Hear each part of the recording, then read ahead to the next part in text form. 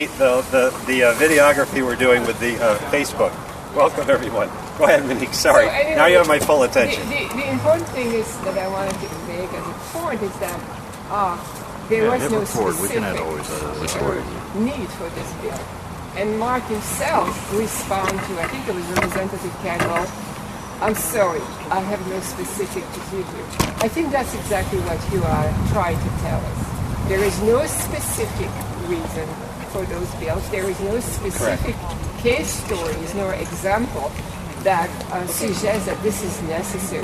And I really admire you trying to demonstrate He's an old timer. But it's actually recognized by the activists. There is no specific.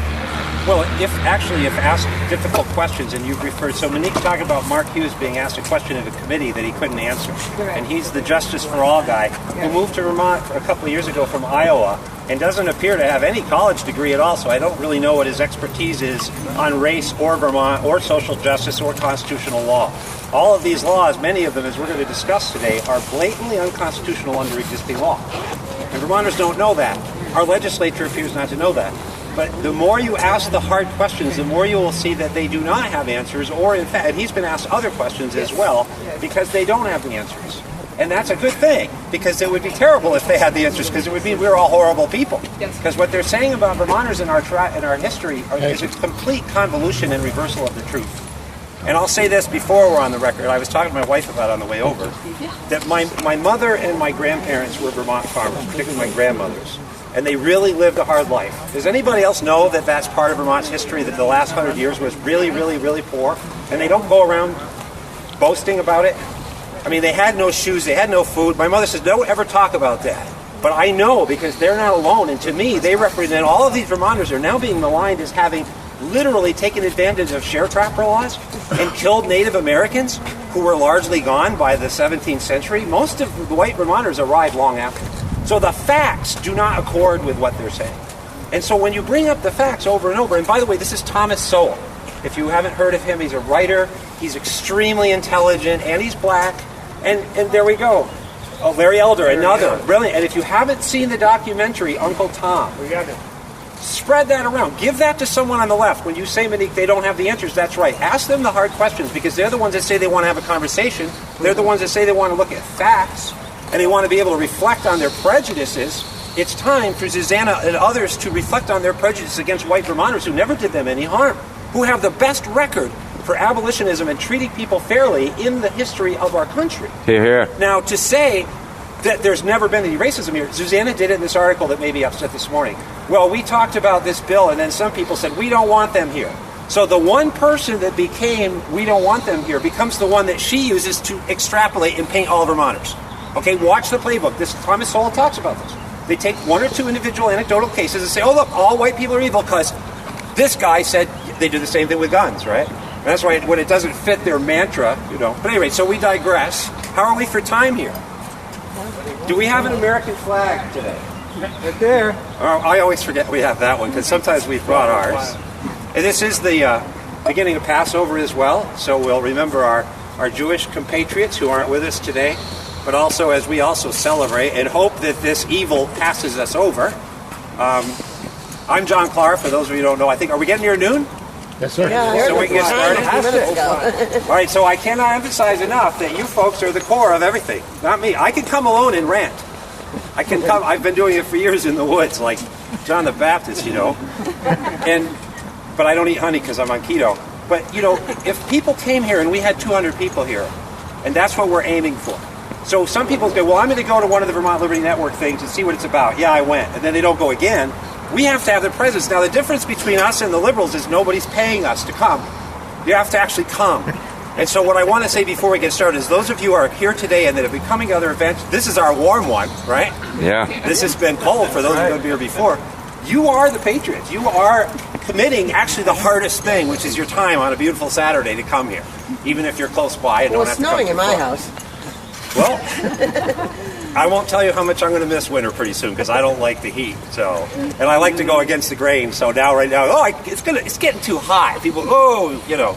Go against the grain. I saw some people with kayaks on the side of the The road. guy getting from ready to go to the Iowa river. is a guy named Mark Hughes. What's he saying? He is the guy that leads Justice for All, an organization, as far as I can see, that he created, and now he speaks at all of our committee meetings, all of our legislature. Just bow down when he walks in the room. And actually, Joe Benning had a fight with him over the marijuana bill because Joe Benning's the one who introduced the bill. And Joe said, well, I got arrested for pot when I was a kid, and that could have scarred me. And Mark Hughes got up and said, you know, this isn't about white people. This is about helping the people who have suffered. Well, if you look at the history, there is a history of people that are black disproportionately being arrested for drug use. But it wasn't created in 29, Steve? The Marijuana Tax Act? 37. 37? So it was created for commercial interest. It wasn't created, it was actually, everybody heard of the movie Reefer Madness? They're all white people using drugs. That's how they got rid of pot. But anyway, the point is that there even if to the extent there was a history of a disproportionate impact in marijuana convictions, is that history Vermont's history? Is that going to help advance it? None of that evidence was adduced. And if that evidence were there, then maybe our legislature would be in a position to consider something called a law. But you don't create laws out of ideological weepings and whinings without evidence. And they are. And we're all going to suffer. This is just, aside from the ideology of it, this is just bad law for everybody. And that's why also Vermont Liberty Network, we talk a lot about the fiscal stuff. Because that's bad for everybody. However well-intentioned, if you can't afford it, whether it's health care or racial justice, you're going to go bankrupt. And environmental as well. So this is why we keep, growing and trying to put more resources on this website over a period of time. And you'll notice it's by subject area. And one of the areas we'll be getting into is more in the vaccines and the mask area. Because it looks like that's heating up. A lot of what I try and we try to focus on is what is happening right now. And you'll see that in the articles, trying to advise people so that we can influence legislation, advise people so we can have an input on how money is spent, and also then advise people so afterwards we can expect some accountability. I had someone contact me yesterday who told me that after almost 40 years of working at the federal government that they are at risk of losing their employment and their pension because they posted a single comment on a Facebook page of someone else, nothing related to work, and they are terrified, and I'm trying to help them get a lawyer. And the comment was to a meme that said that it was basically implied that it was wrong to give a young child hormone therapy to change their gender, and this person wrote, that makes me sick. And it said a 5-year-old can choose their... Now, whether or not that's true, because by the way, I don't even think that's true in Vermont. I don't believe they're giving, hormone therapy to 5-year-olds, okay?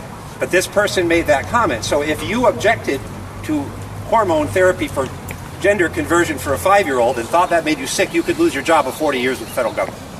This is not free speech. This is not free thought. This is worse than Orwell, okay? Think Orwell on steroids. Think Stalin, but worse. All right, that's it, however well-intentioned, because Stalin was well-intentioned too, wasn't he? Sure. So today, let us start with our, can we do this without the microphone as far as the pledge? Yeah. And I need a volunteer to sing the Star-Spangled Banner. I will. Because Don... I will. All right, thank you. You're a great man. That's service. I was trying to get Don to do it. And she was like, no, no, no, no. So if you join me to respect our flag today, as everybody can do, shall we? I always go too fast. I pledge allegiance to the flag of the United States of America and to the republic for which it stands, one nation, under God, indivisible, with liberty and justice for all. Amen. We're going to come back to that thing, what we just swore allegiance to, and what's being sworn allegiance to in our legislature right now. So, who's going to lead us? Guy, would you do the... And this is the... Feel free to join in. This is not mine. This is everyone's network. Oh, say can you see... Well, what? I'm going to start a little bit lower.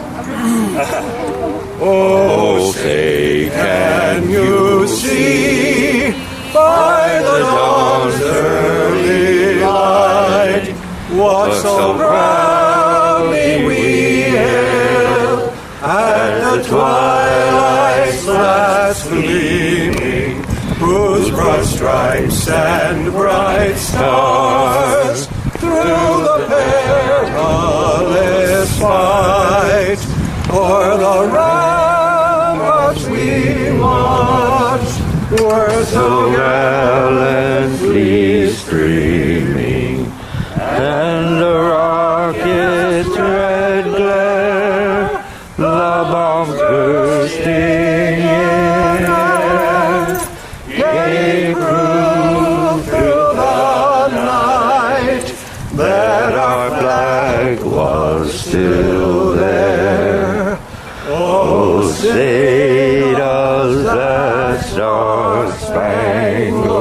banner yet wave, for the land of the free and the home of the brave. Amen. And what a beautiful day, too. Will you come if it was raining? With an umbrella. I think most of you would have still come if it was raining, and you deserve credit for it. So, I'm excited. Now, we have the microphone. We're going to try it, but we want people to be able to hear. Good voice. Yeah, but I'm not speaking soon. So I want to tell you who is speaking, and then I'll speak more. I'll talk as long as you want to stay. My wife will tell you. Have you heard of the Conservative Chronicle that comes from Iowa? I have not. Oh, you want to get that? Send me a link. There's some more resources, and we're trying to integrate. We are definitely growing, by the way. I mean, look here, of course, it's warmer, but people, and particularly since I've shifted to the articles on True North Reports, more people locally. Before, I've been writing national articles that not many Vermonters read about Vermont issues. And now I'm writing more Vermont-specific issues about, like, S25 this lately, and then writing it on True North Reports, where we're growing a presence. And Guy Page and what he does, and he reprints some of my work with Daily Chronicle, fantastic work. We're really grateful. And we're integrating more and more of these voices, and we do have some other really good Vermont conservative or moderate voices that have been being silenced. And they don't have a place to be heard, so we're trying to get them out there. And that's why if you send me tips, I try. There's a lot, but I'm trying to help people find lawyers. I'm trying to help people find the resources to find out what the truth is. Now, what we've done with these events is our fourth event, and for a while, thematically, our theme is the Constitution and our liberties and our culture that is centered around those things that we've been singing about. And so we did the First Amendment, the 14th Amendment, and the Fifth Amendment due process, which we all learned just how much impacts so many things we didn't realize even right now. So today we went with a general theme. We went with the Green Mountain Boys, and it works out really well. There's one of them up here somewhere. We put him on the event notice. Now, he gets you in trouble in Vermont because this is part of the rewriting of history that Ethan Allen, and he was kind of a rascal, I think, and so he was kind of a rascal. But he was not all the Green Mountain Boys. And what the Green Mountain Boys did, who actually continued through military service and subsequent battles for Vermont, distinguished warriors on behalf of good causes like ending slavery in the Civil War. And then also, right up till now, our National Guard troops are today called the Green Mountain Boys and Girls. I am biased. My daughter has signed up. All right. Yay! So yes, we're proud of her. And others that are still here carrying on that tradition. Now, amongst that idea, so what we did here, we're really celebrating the entire package, okay? And Middlebury is celebrating this week the author, the Middlebury graduate who wrote the book, The Green Mountain Boys. So I figured, well, at least they couldn't scream at us for, having an association with the dreaded Ethan Allen. Now, what we have is we have a Green Mountain Boy here today who's not the same kind of warrior. His name is Steve Merrill. And we're also going to hear from Guy Page, another kind of Green Mountain Boy, because if you look at our history, it has not been just warrior-based. The Constitution was not hammered out with a bayonet. All right, it was hammered out with other sacrifices, kind of like what people are doing now. And and by the way, behind this whole ideological movement is some undescribed new thing. If you're going to rip out the Constitution, you have to put in something new. They haven't even told us what it is. We know what this is that we've pledged allegiance to. And that's why I have to preserve it. Now, Steve Merrill, I want to give a little background. Steve Merrill, I've known him for some years because I was involved with community production of TV. I don't know how many are involved with community access television. Here, Steve, you can raise your hand. And who know what it is, okay? So, it's an important thing. And most Vermonters, a lot of people don't know what it is. So it was created by federal statute, and it takes money out of ratepayers' stream of funds from cable TV and gives it to a local community access TV station. They're all over the state of Vermont. They're all over the country. All right? And this is so that citizens will always have access to the media. Now, it's not highly used, and in Vermont and other places, it's mostly like churches on Sunday. They have like 3 people watching. And I was on the board of directors for 10 years in Newport, Vermont, with my wife as well, on and off, because we believed in it. We did some community production, and that's how we kind of got drawn in. We believed in the idea of free speech and letting people have access no matter how Fruit Loopy. When was it? And I was starting in 06 or 07. Lauren Clegg delivered the video. I remember when I was a kid, it was one of the big deal, like Channel 17 and It was 17 and 18, and so it's both. And if you go to a place like Minneapolis, you have a waiting list for months or years to get on public access, and some of the stations here are desperate for content, and they would love you all to go produce your own TV show. And if you want to do something like with a little penguin puppet and go, oh, I'm sorry, I won't make it up. I'm the constitutional penguin. You Be careful, don't get racist on us. Buffalo Times, Hardwick River, Nancy Shane. Welcome.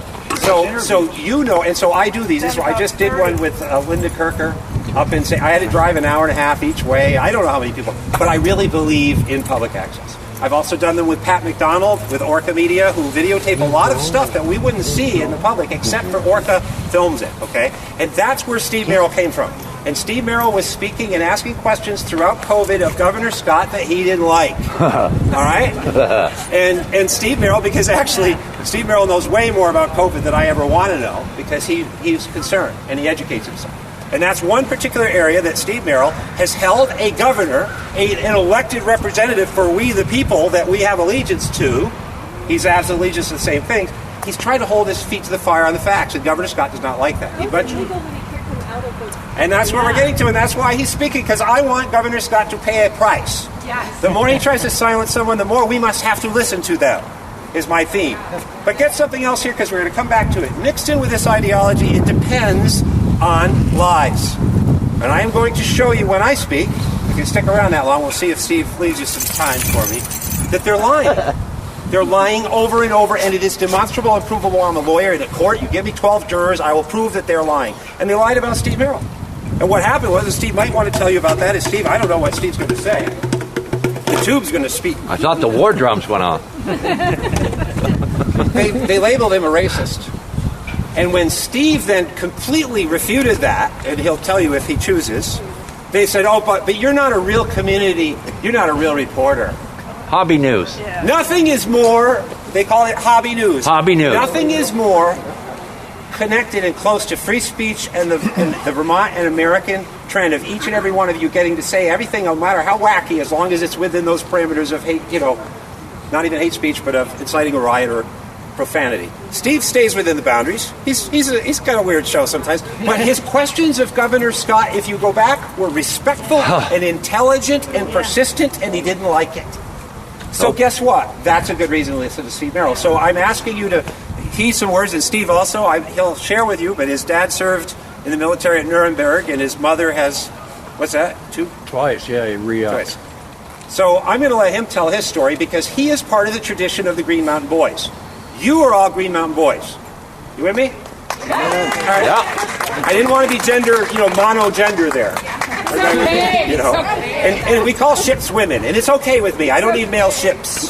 Now, Mr. Merrill, thank you so much for coming. Look at the weather coming on. And do you want to shed some light on it? No, I don't think so. All right, yell at us. Yeah, use that voice, Steve.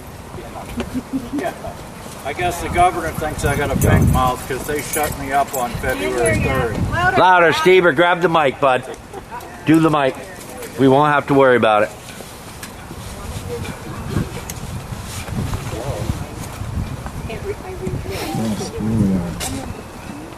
Yeah, so I guess I guess the governor thought I had a big mouth too, because they silenced me on February 3rd. I've had a news show on NEK-TV since 2009, and in the beginning we did it as comedy, and we would wear silly hats to stop people, to catch the channel surfers mainly. But we've always done the news, local, state, federal, and so last May I saw the list of reporters, and I contacted the governor's people and asked if I could get in line to ask questions along with the other reporters. And I kept asking our station manager, Todd Pronto, I kept asking Todd, have they got a hold of her? Todd, have they got a hold of her? And they never did. But they let me in the middle of May. And as John had said, I've always been polite and respectful. That's the way most of us were raised, I like to think. And I thanks to the internet, I got a crash course on virology and immunology. I don't have a college degree, but thank goodness we were taught in elementary school to learn how to learn. And so I started asking questions about their mandates and the virology and the immunology and the origin of where this thing came from and the powers that they were assuming. And anyways, on February 3rd, the 2nd, I believe, I had made the mistake of they were bringing some people to go first in line for the vaccines. And had they done their homework, I'd asked about the indigenous people. Now, had they done their homework, they could have gone to AbenakiTribe.org and seen that that after the laws they passed here at the State House, that there is indeed a method for establishing tribal affiliation. But they didn't know the answer. But anyways, I was kind of it was a smart aleck intro that one day. But all I did was quote a U.S. senator on the introduction to the question. So on February 3rd, they contacted the station and me, and they didn't say anything about pulling my press privileges. They had accused me of perceived racist questions and comments. So I talked to the studio's manager and said, well, if they had any racist comments or questions, they would have shown them. But they didn't, because there weren't any. Well, when they saw that the station manager wasn't going to reel me in or take me out to the woodshed, they quickly changed topic. And suddenly they said they hadn't been able to find anything for my show on YouTube. And suddenly they found some YouTubes of some old shows that were mostly comedic and not really hard news. Steve, could you state the question you had repeated from the senator? Well, the statement you made that they considered a racist statement. Would you let everybody here know what that was? In 2015, Elizabeth Warren, when she was running for office, before she had a DNA test, she had claimed to be indigenous or Cherokee or something like that, because her Meemaw, her Peepaw, or somebody had said that she had high cheekbones. And for the temerity of quoting a U.S. senator, I was called a perceived racist. And then quickly, the next day, they pivoted to censor me and pull my privileges because I was hobby entertainment. I wasn't real news. And this is after 9.5 months, mind you, of asking them questions.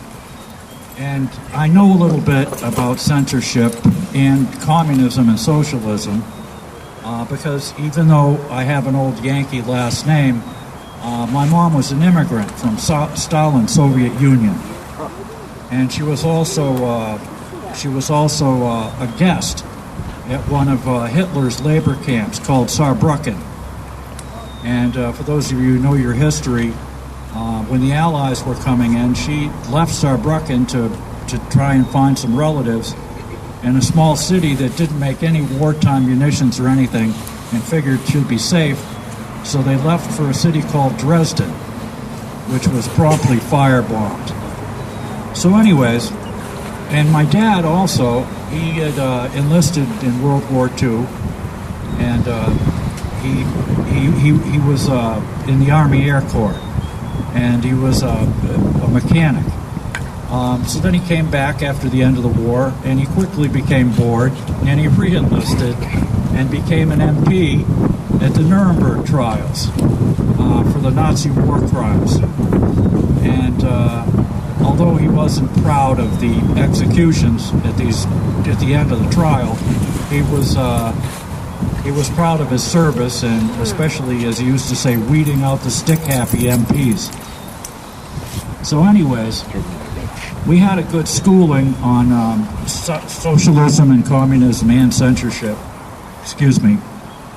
when we were kids, and for them to pull my privileges and then I appealed it, and they denied my appeal, of course, without a reason except for the hobby news thing, and I guess they didn't want me asking any more technical questions, because I've got a lot of technical questions about the adjuvants in the vaccines, and I won't go into those now because I know I'll bore you. No, feel free. Well, I think people should know. It'll go in the media. well, all right. The adjuvants in the vaccines, they're using these things called AMPs. They're antimicrobial polypeptides, where they're using parts of. If you go to Moderna's vaccine patent, it's online. You go to their patent, and the pages, they're not, the numbers, pages aren't numbered, but the sections are numbered.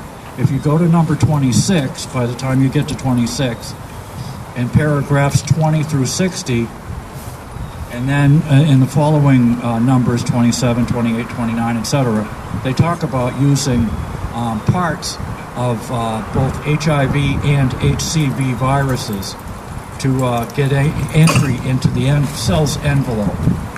And I had Hep C.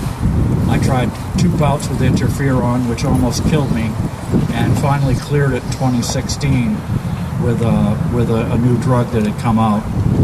And I know that they can cure Hep C, but why they're using AIDS pieces in the vaccine, I'm not sure, and that's one of the questions I would like to ask Dr. Levine.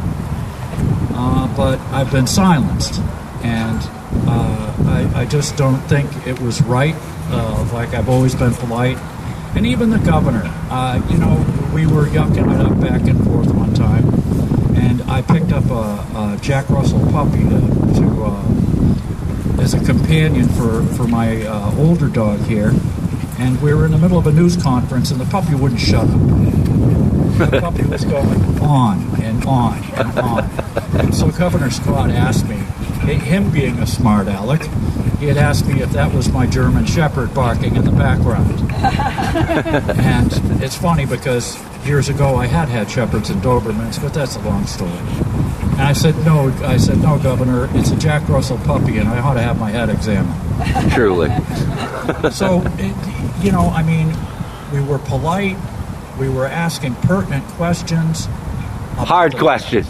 Yeah, tough questions. And Dr. Levine, he would get up and he would say, well, it looks like you've done your homework here. And which I had spent many hours in front of the computer to dig up this stuff. And there's a lot of questions. And the thing with vaccines too, I'm not anti-vaccine. I've had vaccines for polio and smallpox, typhus, diphtheria. I think vaccines are a good thing. But I've got questions about this, about these modern vaccines. And John's giving me the look. Do you want to take back the mic? No, only if you want me to, because you're going to get barraged with a lot of questions if you keep going about visiting. So I'm not, anyway, so basically I got silenced for asking questions. First, they blamed it on racism, which they couldn't prove because I'm not a racist, obviously. Secondly, because they said I was hobby news. And no matter that I have stacks of data that I bring with me into the show from local papers, from internet sources, which I double and triple checked, by the way, before I asked any questions, because anybody can put anything on the internet, as you all well know.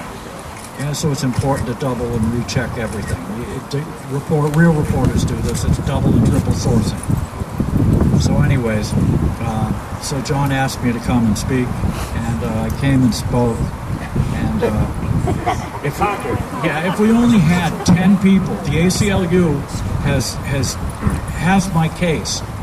If you would go to info@acluvt.org or whatever it is, if I could get just 10 people to go to ACLU and ask them to help me out with this freedom of speech issue and freedom of the press issue, it would help tremendously, because they have the case.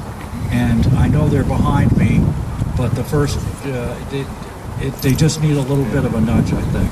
Is that ACLU Vermont, Steve? How do you do that? I think it's acluvt.org. Oh, okay. Yeah, and they've the case. They've got everything. Cool. And I'd like to go back and keep asking hard questions. But, All right. Thanks, everybody. Thank you, Steve. Applause, please. Thank you. Now that's a Green Mountain boy, because he's ready to file suit for something not just to get money. You're not looking for money, right? No. No. I'd like to put a little context before I invite another great speaker to come up, and another great patriot, another Green Mountain boy. If you don't mind me calling you boy, it's not derogatory, sir. That's derogatory too now, I guess. Consider the context of what we're just discussing right now and the broader thing that we're doing. And right now we just hit at the end. Steve, you didn't know it, but you ended perfectly. I'm going to help Steve Merrill get a lawyer. The ACLU never returned my phone calls about my battle with Montpelier City Council for not letting me put liberty and justice for all beside the BLM message here on the street. And how unfair is that? Which is a violation of the Constitution. Absolutely. But the ACLU, either they're sold out or they're too busy. Well, we've got other counsel. Now, Steve Merrill will either get counsel with them or we will find him counsel. The Vermont Liberty Network will work. I'm integrating with more lawyers, and then I work with other people to raise money so that we can come together and fight the lawsuits that none of us could afford to fight alone. And what we need is good plaintiffs. He's a good plaintiff. So I'm telling you, this is a lawyer. He's a good plaintiff. You see the case. Now, what else do you see in this case? Several things. First of all, if you go back and listen, you will find that the intellect that you just heard probing for wise answers to difficult medical questions has been there throughout the press conferences with our governor. And that has annoyed him and Mr. Levine because they want little lobs to lie. Oh, how is your dog? Yeah. German Shepherd or not, you know? Yeah. Who are you rooting for in the Super Bowl? That's the questions they want. Yeah. So if you want to have a 3-hour press conference that's vapid and empty, then keep going the way it is. Now, so the first thing you see is that you heard about this from Steve Merrill. If you look back, you'll find that Steve Merrill probed and created questions that the governor and others then had to answer over and over again. I've done it recently. I've asked a question about the vaccines. If I get the vaccine and I can still spread it, why in the world would you keep a registry to distinguish my rights from other people based on my risking to myself? And now they're like, oh, we'll have to look into that. We're going to give you an answer in a month. Why do you even have to look into it? Why medically would anybody have to look into it? So those are the questions they don't want to be answered or asked. Those are the questions that Steve Merrill was asking. So right away you see a stifling of speech. Now secondarily, where is the story about Steve Merrill being silenced in the mainstream media? At True North Reports, or with Guy Page, or me and my ramblings in the wilderness on my page. We're doing it here. Now, if we had 1,000 people, if you folks came and we had 1,000 people here, all of a sudden the other media who got a press release and could have been here today will have to come, won't they? Yep. And then other Vermonters will be, what is this crew of people, these terrible, racist, fascists that are at the State House? And then they go look and they go, gee, Steve Merrill wasn't that bad. Well, what about if this was done to me? We are in the process of creating that foundation, and I want Vermonters to see in the contrast how many issues are not discussed and are whitewashed by Vermont Digger and the mainstream media. And I can go through everything from Suboxone use in our prisons to the solar panel use and the regressive nature of those. They whitewash it, and I'm going to be proving it one at a time. I'll show you, and others. I'm not alone, and I'm getting more people to come forward to help contribute content. Don't make me do this all alone. I can't. I'm really amazing, but I'm not that amazing. We the people, John. Wife's going to leave me if I comments on this so they can't listen to any. And so we allow comments. And I really don't even care what you say, because I'm a big believer in free speech. So our next speaker, I just wanted to say, I wanted to emphasize how important what Steve Merrill's doing is for all of us, because they're trying to close down citizen free speech. Our governor is doing this. And all they do is silence us. Where's the bullhorn? Yeah. I'm telling you, this was planned. Absolutely. The sirens should be going off, folks. Our liberties are being frayed. As I'll come back to after Mr. Page, I will show you some specific examples that you may or may not have read about, and I'm going to lay it out in a quick summary of about 6 different cases where they're A, lying in legislation, and B, doing it in a way that is totally unconstitutional, unfair, and racist. Okay? And that's why we have to stand up to it. Because what Steve Merrill's family survived, and what some of us have studied in history, as Thomas Sowell said, we thought we relegated these ideas to the dustbin of history. they're being dusted off by this movement. This ideology of social justice is the most unjust, hateful warfare that has ever hit America's shores. And it's here now. And we need more patriots here. You're all Green Mountain Boys. Again, no offense to the women, boys. Mr. Page, would you honor us, as always, with your great insights and passion for our patriotism?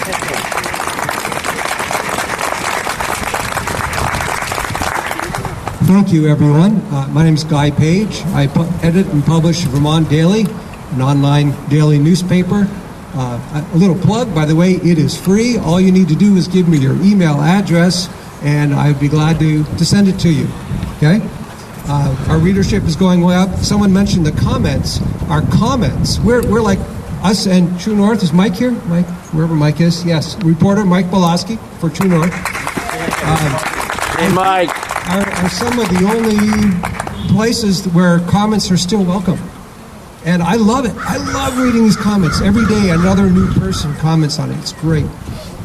So, Green Mountain Boys. What exactly is a Green Mountain Boy? Well, the dictionary or Wikipedia or something like that says Green Mountain Boys were an unauthorized militia to defend property rights, which I think is a pretty good description of our good buddy Ethan, hidden behind the pillar, uncharacteristically modest, hiding behind the pillar, Ethan Allen, and his and some of my ancestors, I guess is what it is, were with him as well. So they fought for property rights, they fought for rights in general. And who did they fight against? Well, first they fought against the Yorkers, because the New York said, that land over there, that's ours. In New Hampshire, Governor Benning Wentworth said, that land to the west of us, it's ours. And the Vermonters said, no, it's not. It's our property. It's our state. And they had to sometimes fight pretty hard for it. Use some pretty extreme tactics at times. But when they did that, that was making them ready for the biggest, baddest land grabber, freedom grabber of all, which is the government of Great Britain, which sent a navy and an army south in the Revolutionary War down Lake Champlain with the intent that all they had to do was get to Albany and the head of the Hudson River, and the revolution was over. Well, what happened? First, some Green Mountain Boys, joined by of New Hampshire, who famously said, "Victory today, boys, or Molly Stark is a widow." They fought at the Battle of Hubbardton. They got their clocks cleaned. Green Mountain Boys did at the Battle of Hubbardton, but they did not give up.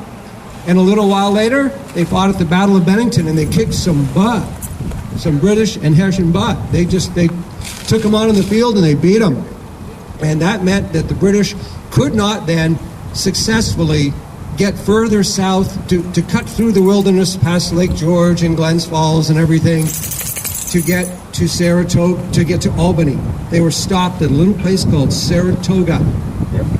And the British Army, the mighty British Army, surrendered to a bunch of militia who basically came out of the woods.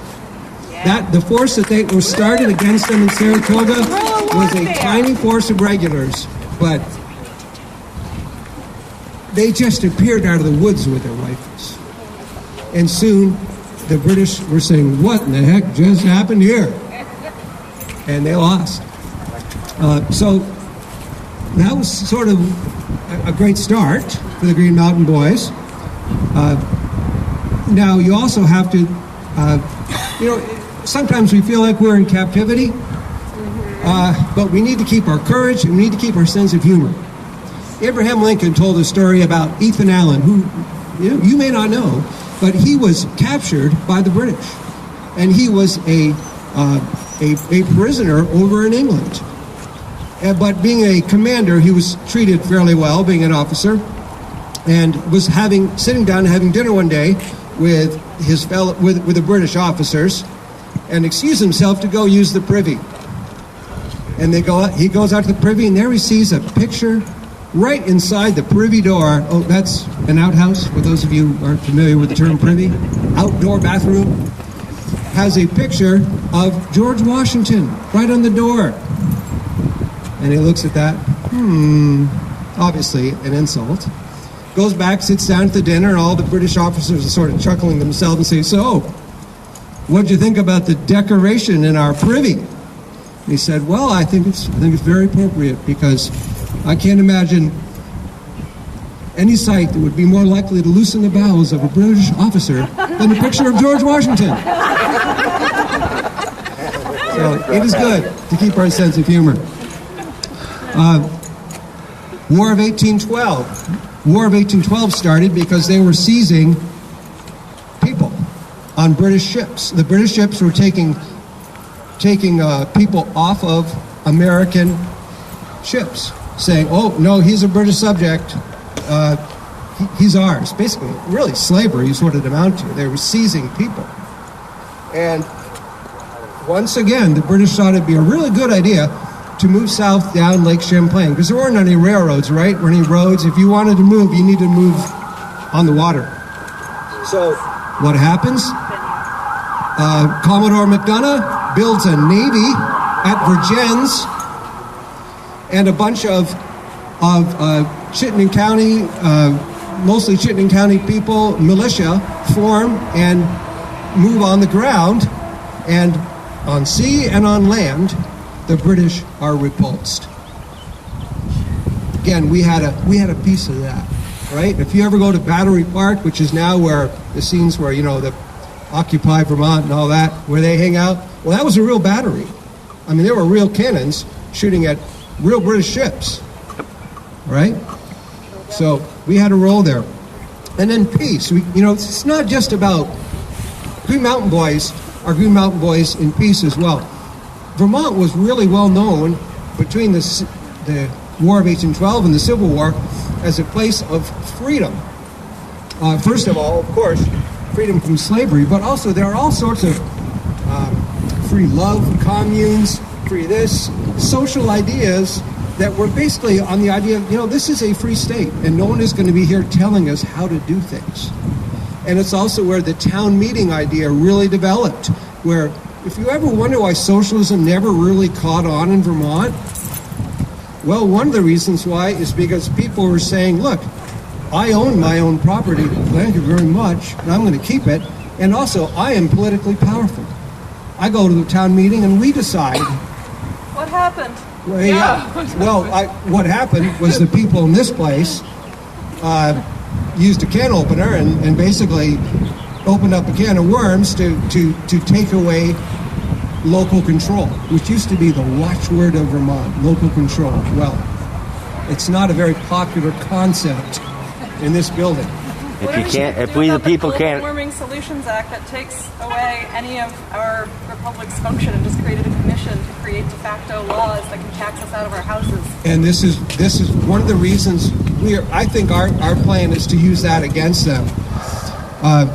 So the Civil War, if any of you don't know, Vermont lost more soldiers in uniform than any other state per capita, right? So we gave the last full measure of our duty right there to make, not only to make the slaves free, but to make all the states in the Union and to keep them all free, to keep everyone free. That's why they fought, to keep the Union and to keep it free.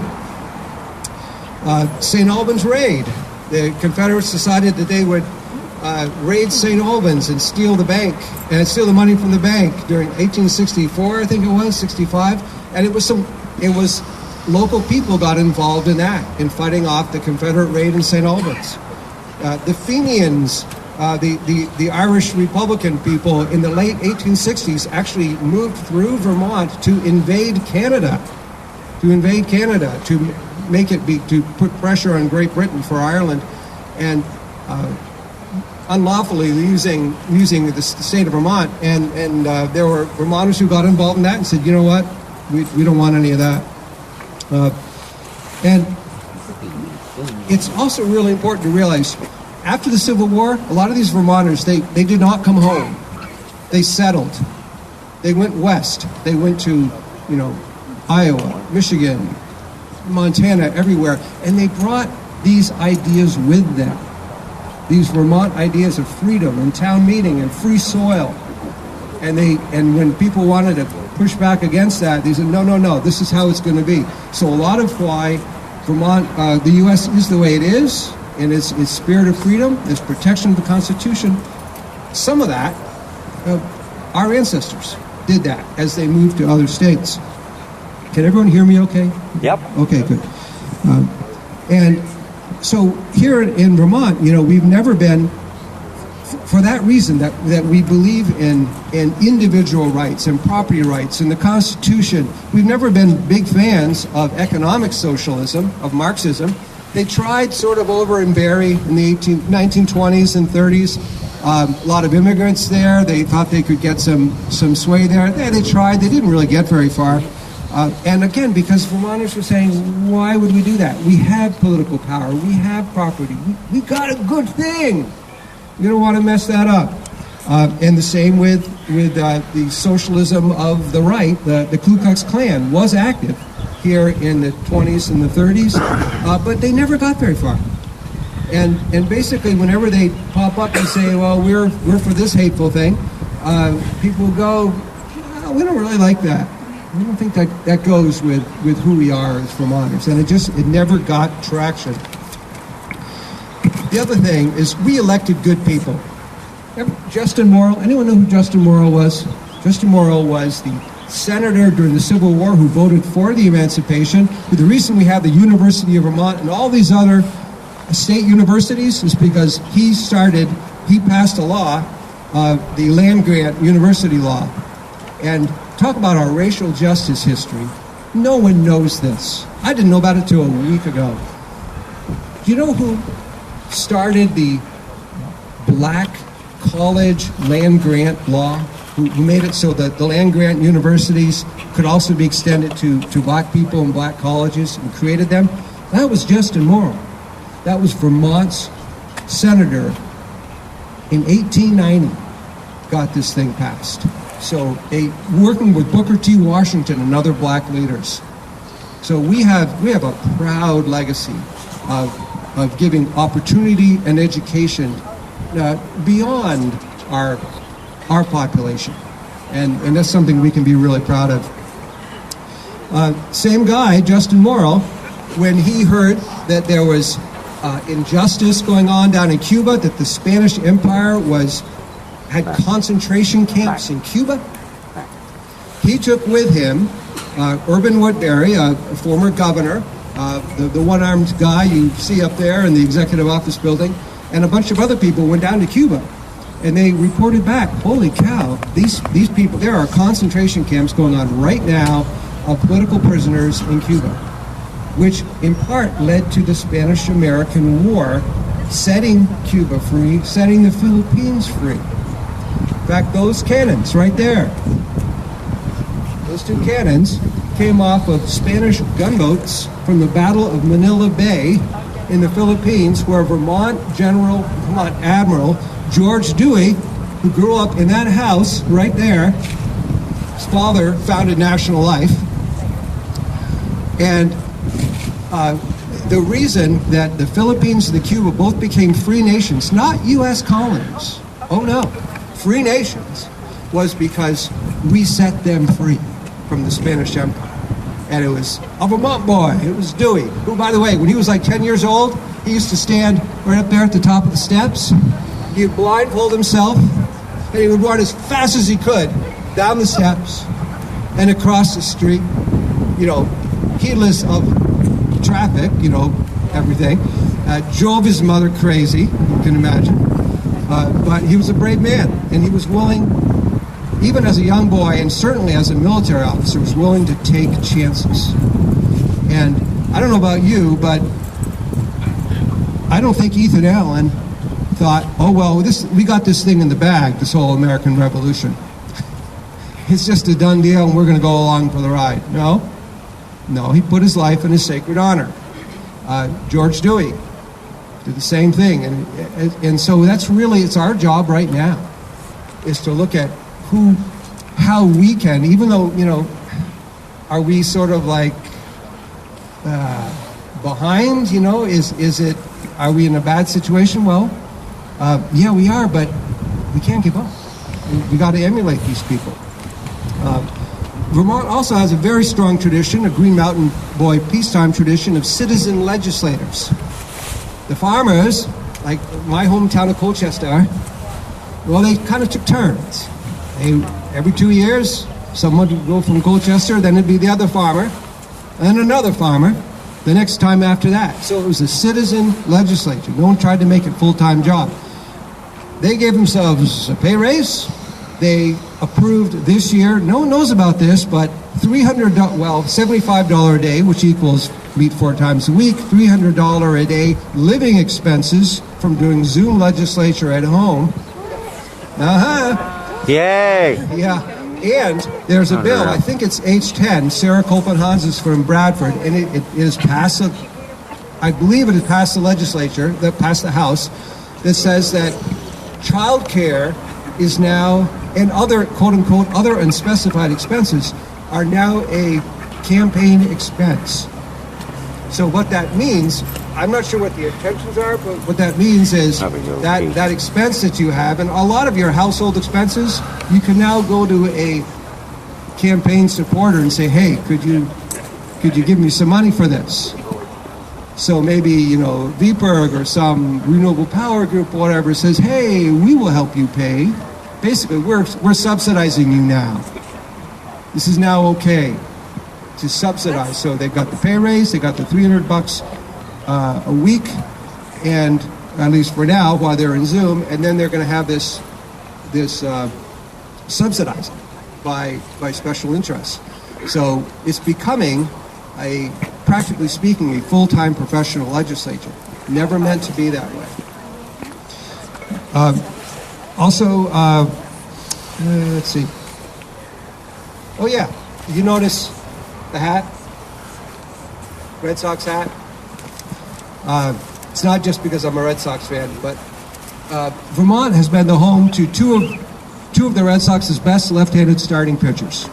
The first one, who some of you may know about, is still alive and living in Craftsbury, Bill Lee, the guy who smokes pot all the time and would smoke pot sometimes when he was pitching. And basically, his nickname is a spaceman, and boy, has he ever earned that nickname. The other guy is named Ray Collins. Ray Collins was from Colchester. I met him before he died when I was a little kid. I wish I'd brought the ball with his autograph on it. But Ray Collins, by the time World War II came around, was crippled with arthritis, but he had the only tractor in town that had headlights on it. And so he would work on his own farm all day long, and because that's what farmers do, even when you've got crippling arthritis. And at night, he would go out and he would plow his neighbor's fields, because all the boys were off at war, and someone had to plow those fields, and he had the headlights. And that's a Green Mountain Boy right there, Ray Collins. Yep. And there are a lot of people like that right now.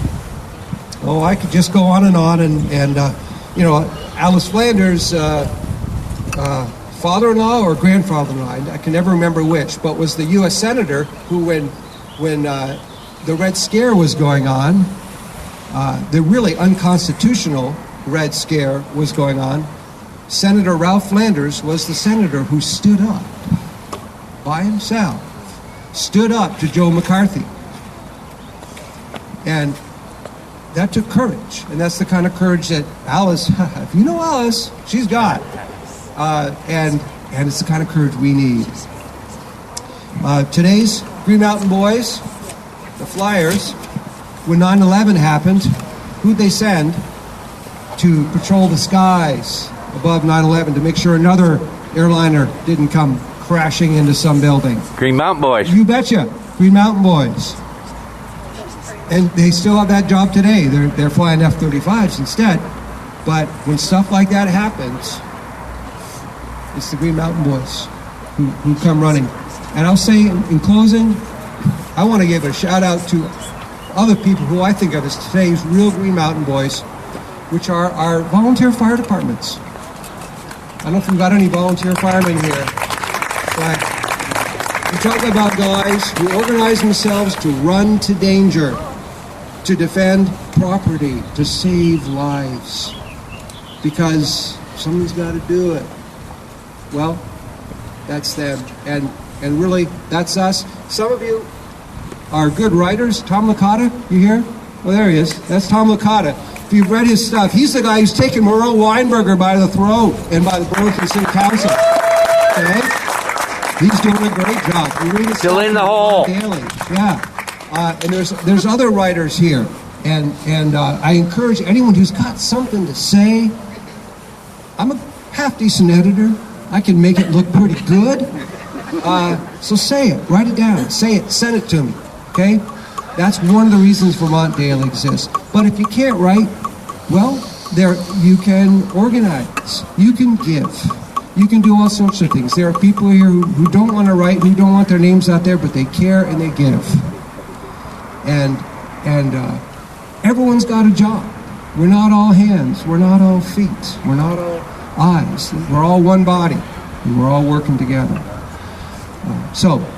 Again, if you want to receive Vermont Daily, just come see me, give me your email address. Love to sign you up. If you want to write, really want to talk to you. And that's all. Here, John. Thank you, guys. Round of applause. Thank you, Mr. Page, as always.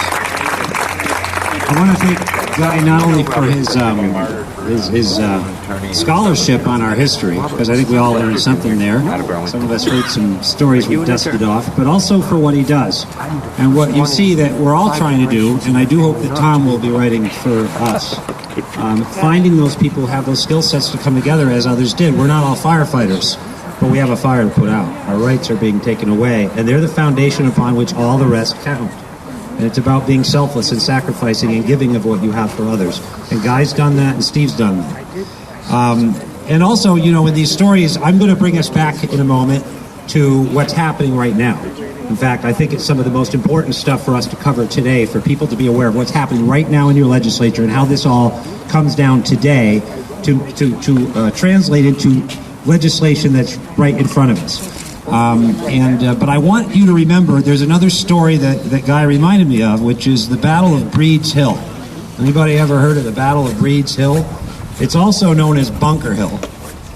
It was actually on Breed's Hill. And there were only a couple hundred of the colonists up there fighting the most massive military juggernaut in the history of the planet. And they lost. But not really, because they kicked some Royal British butt. The British were coming up that mountain, and they lost because they ran out of ammo. The casualties, I think the British lost over 700 people that day. And we left. Did we lose? That was the beginning of the war that we won. Today, it looks like we are fighting against insurmountable forces of a mighty juggernaut. And I'll tell you, if you read Levitko and others, this is an ideology that has already swept Europe. It is in place. It owns the European Union. There are very few voices of dissent against this ideology. The world actually is looking to Vermont and American conservatives to stand up and tell the truth about this Kool-Aid drinking insanity that others are pumping cyanide into the veins of their children in our school system over. But we'll come back to that. So what I want to do is I want to talk about some specific statutes and the specific statutes in this legislature today that include lies. Guy, you dropped something, looks like cash. Oh, I'm glad you mentioned that, John, because someone just said, hey, can you pass the hat for John? I said, well, I do print all his press releases. She said, no. I don't take charity. Can you pass the hat? So well, she put some money in my hat. So I'm going to walk around, and anyone who wants to put any money in the hat. Let's do it. And then you don't pay fees to GoFundMe or otherwise. You'll be supporting lawsuits. We'll be getting others to get good lawsuits together. Lawsuits that we win. Happy. We need to win some lawsuits, and we will. We can't actually lose the lawsuit against Montpelier unless we don't bring it. That case is so ironclad, and I've talked to many lawyers, and I'm telling you as a lawyer, that case is unlosable unless we totally flush the Constitution. But also, when you donate money to Vermont Liberty Network, it's not going to me. It's going to Vermont Liberty Network, and we have shirts. You can buy shirts. If you buy a shirt, they're really cheap, but they're really good quality, aren't they, Guy? Yeah, I love it. They're nice. They're all. This is the cheapest one. That is a little tight on me, but it's got a cow with a Liberty Bell on it. And this is the symbol now for us as Vermonters of something to be proud of. Something else I want to point out about what Guy just said. Everything Guy just said, when he said that we died, Vermonters, in the Civil War, do you know that that's called denying systemic racism? Yeah. No, it really is. Yeah. 3 different articles have been rejected from Vermont Digger simply because they cited Vermont's history, facts about our history as an abolitionist state, and the fact that we have a great history as far as we really voted for Obama a lot, you know, the racist that we are. Oh, yeah. What they're doing is wrong, and it really needs to be stood up to, hopefully lovingly, so we don't stoop to that anger. But the money that goes into this is going to come back to go into it. Everybody with me? So we need to spread the word and create that alternative media that Guy Page and others represent, and that we hope Tom Licata and others who have the intellect and the experience and the skills to write to get more voices out there. Oh, and we have bumper stickers. Put a bumper sticker on there. Annoy somebody. And by the way, we're not called Vermont Conservative Network for a reason. Because you don't have to be a conservative to like your Constitution. Everybody with me on that? I mean, there used to be liberals that liked the Constitution. I was one of them. That's why I'm not a conservative. I get yelled at them for that. But I'm telling you what, everything I'm doing for free speech is out of liberal Supreme Court decisions. All right, and we're going to come back to this in a minute because we're going to talk about what the law is. I just want to take 2 minutes to have Susan Bowen share a resource with you. One of the things you see coming to a head here is the vaccines.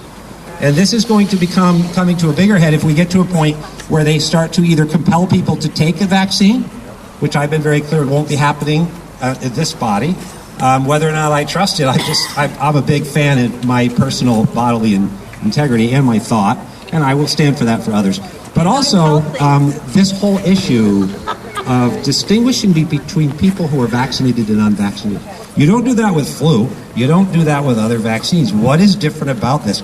You have the burden of establishing the medical necessity to do so. And if not, it's unthinkable, Governor Scott, who calls Steve Merrill a racist with no evidence. What are they doing? Pardon? Perceived racist. Yes, perceived racist. There's a almost. And Governor Scott has also said that we have to get rid. Remember, Governor Scott called for Donald Trump to be impeached before Leahy or Sanders. Okay? Yeah. Governor Scott said that we must purge the Vermont Republican Party of those who supported Donald Trump because they're racist. Okay, so I'm getting sick of this. I knew he was a toxic liar before I ran, and he's proven me right over and over again, so it's really hard for me to support conservatives like that. You get to vote for whoever you want, Trump voters, okay? I support you. You can even vote for Biden if you're totally insane, and I support your right to be stupid. Susan, please share your resources with us. Sorry. John. That's America. Is that the First Amendment? Hi, everybody. Just really quick, it's important if you do want your bodily autonomy protected to support 2 bills that we currently have put together with Vermont Health Choice. Well, it's Health Choice Vermont. So if you go to healthchoicevt.com, you can sign up and get information about how you too can have a voice. Politely and thoughtfully ask our representatives to support our bodily autonomy and our decisions on whether we want a product injected into our bodies or not.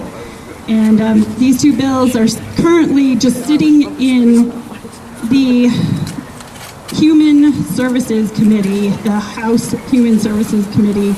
The bills are H283 and H322. They're very well worded. They protect our freedoms in a lot of different ways, and I highly recommend you speaking to your legislators and asking them to push this through. Right now it's just sitting there. Hopefully next year it will be brought up again and it will be voted to the positive and put into law in Vermont. And I'm done. I'm not as verbose as some people. I think she's referring to me. For those of you that get here early, my former treasurer, thank you, Susan, called me a PIA right on speakerphone in front of everybody.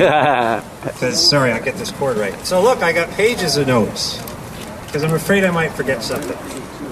So what I want to talk about, and I don't want to leave anything out because it's important to get the facts right, as Guy and Steve both recognize.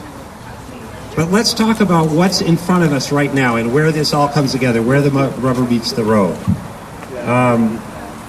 That whole Pledge of Allegiance thing. What did we pledge to? A piece of fabric? Our Constitution. To the foundation of of which this. It stands. Yep. What is the republic created by? We the enforced people. by, it's the Constitution. Yep. That document is an important document, and it really is an exceptional document. And I won't go on about that because some of us recognize that, but whether or not you do, you've pledged allegiance to it. And if you're going to deviate from it in our legislature, then you have an obligation to answer to the we the people, because we have a contract that's being violated. Yep. It's a 250-year-old compact. And if you violate it enough, then your laws are no longer valid. If you break the rules of the Constitution, you lose the legitimacy to rule me. Okay? That's the way it works. It's called a contract. Otherwise, we the people are just being ruled by a new monarchy. Yep. And it really looks more and more like a monarchy of people arriving here. They get off the bus, and boy, aren't they going to enlighten us about how stupid we are. Now, they did this in the eugenics movement. Yep. They came to Vermont, and they'll say, oh, they did that to Abenakis. No, they did it mostly to poor white farmers. Okay, if you study. Mostly it was poor, white, dumb Vermonters. And it was a progressive movement. Yep. And it was based solely on the issue of genetics. So genetics are what determine your future. If we could get rid of these bad genetics, we could have a beautiful race of Vermonters. And they looked at statistics of Vermonters compared to others, and they were trying to do that. It was well-intentioned. It also was the same pathology, you might call it, that led to Nazism. All right? And now, as Thomas Sowell explains, we have a one-issue measuring stick for all Vermonters now. It's called race. And that's why we see everything is put through the race dualism. It's one issue, it's all race, black or white. Everything is black and white. And that's called determinism, because whether you're white or black determines everything. Now, we did elect a black president. That kind of flies in the face of that. If we were so deterministic, how did that happen? But let me show you where that goes into Vermont law now. And Susanna Davis and Phil Scott and what they're saying. By making everything about race, it translates into certain things. Let's look at what's happened right now. And I've been writing about this, so this is why I write, and why I should do more videos to summarize it, so I can translate complex subjects for people to understand. And let me tell you what, it's complex. It hurts my brain. And they get paid a lot of your money to make it complex so it hurts your brain, all right? So we're going to go through some of this, and I'm going to show you how they hurt your brain. And then I'm going to try to help your brain hurt less so we can make their brains hurt, okay? Because their brains should hurt thinking this kind of horrible stuff up. So let's look at what's happening right now. So Steve Merrill is the first one. We've got the governor lied about him to take away his First Amendment freedoms. Another one is they called me a racist for wanting to put liberty and justice for all next to BLM at the State House. Mark Hughes, the guy who moved here from Iowa and tells us all about how racist we are, his organization is called Justice for All. I guess that's okay. If you got COVID relief food, the federal government required you in distributing lunches to distribute a notice called Liberty and Justice for All. You with me? But when I did it, I was called a racist. Okay? That's how they have power over you. You're a racist, therefore bow. And by the way, give me money. You'll notice, just like the socialists, there's money behind almost all of this. All right? So they lie, and then they make it about one issue. 273 is the BIPOC farming bill. Anybody heard about this? It's terrible you have not heard about it. You need to listen to True North Reports or Guy Page, and you'll hear about it, because if you do hear about it in the other media, it's going to be all this glowing thing. Now, I heard about this and I was shocked. So I drafted a bill. So the BIPOC farming bill says that Vermont is going, and it looks like, I think it already passed the House. Does anybody know? Yep. Passed the House. Yeah, House. All right, this is insane, and this is a gift. This is why we're at Breeds Hill. We're going to win. Okay, because this is insane. So what it says that they're going to put $10 million aside into the BIPOC bank, because you can't trust white people to hold money for black people. So you have to create your own banking institution, hire all those people, and they have to be black or Hispanic. You know, a big population of Vermont being so white, that's our sin. So then they're going to give the money to people that are BIPOC, black or indigenous people of color, not ADOS, American Descendants of Slavery, not people of color, POC. I mean, we got to narrow our acronyms down, right? This is BIPOC people. And you get money to buy a piece of land in every town in the state of Vermont, even if it's a town like Lewis where no one has lived since 1908. These are people who have no concept of anything. Do you have to have a business plan? No. Do you have to be from Vermont? No. Do you have to have good credit? No. Do you have to know anything about farming? Because they call it a farming bill, but actually you buy a multifamily with it, you buy a residence with it. Your dime for black people that arrived here last year, don't have any history of Vermont, don't have any ability to do anything. Why? Because they're black and you owe them. Because race is now the #1 issue. Not your genetics, it's your race. And if you're white, you're evil. And if you don't agree with that, you're even eviler. And this is what they've said in our devotions. what was his name? Her name, Cortez, got up and said, I'm sorry, you're systemically racist, and if you don't agree with that, then I'm just sorry about you. You just don't understand. The enlightened ones. The opposite of Martin Luther King. That's how enlightened they are. So then the governor used COVID to try back in June, and it's still in process, to ban hate speech in Vermont. This is speech that is already protected by numerous federal cases and incendiary images, particularly the Confederate flags. How about we ban the BLM flag if we're going to ban an incendiary image? Yeah. Okay, let's do that. Nope. I don't want to, because BLM flag, they have a right to speak, and that's how you have a conversation when it's two-sided. When you change the law so that you get to decide what's incendiary, you don't get to ban Confederate flags. And that doesn't mean that I have one or ever had one or even support them. But I support other people's rights to display their thoughts and beliefs freely. That's what I took a pledge to since I was a child, before I even understood what it was, before I knew what liberal or conservative was. What about a prostitution bill? You want to legalize prostitution in Vermont? So you introduce a bill that says at the beginning that prostitution was made illegal in Vermont to prevent black men running away with white women.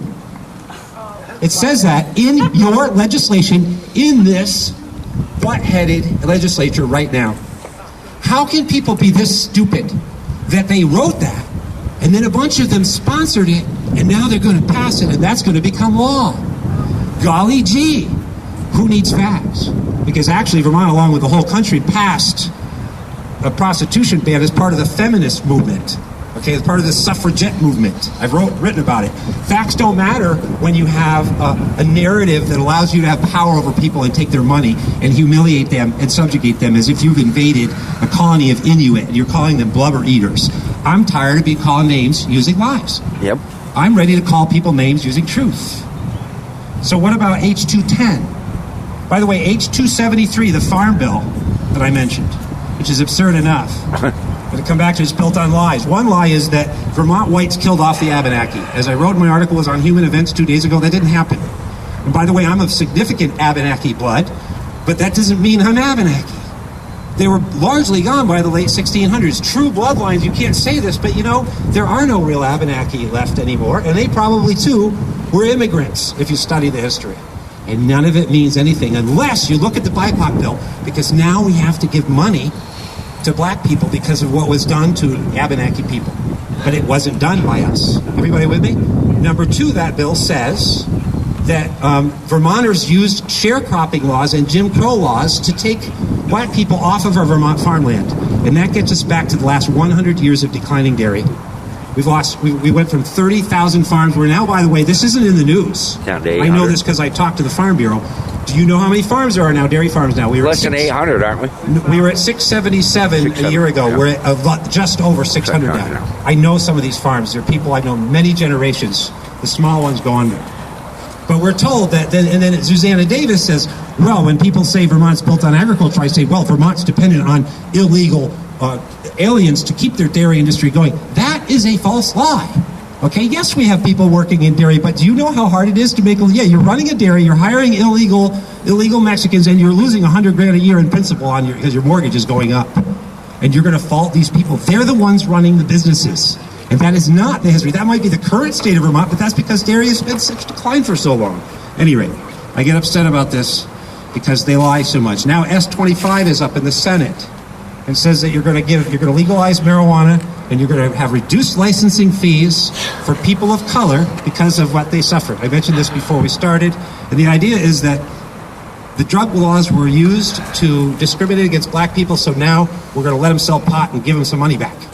Whatever you think about the marijuana issue, there's no evidence. They just threw this into the last minute. This is an amendment, and now we're going to reward people to be marijuana dealers based on past grievances of a whole. It doesn't matter if you're a millionaire black person who moved here 2 months ago from Vermont, because once again, there are no connections with any requirements of having creditworthiness or having any kind of experience or whether you even have a business plan. And everybody, by the way, thinks they're all going to get to be millionaires in selling pot. Go talk to John Rogers. It don't work. Everybody, their brothers growing this stuff. Good luck with that. But at any rate, once again, it becomes all about race. So by the way, on H273, before this all happened, I drafted an alternative bill. And what it said was, let's create a fund to help black people come to Vermont and be farmers, not buy a residence, but be a farmer, and they have a business plan, and they have some experience, and it's a loan where they can pay it back. Well, they wanted to give it to just give it to them.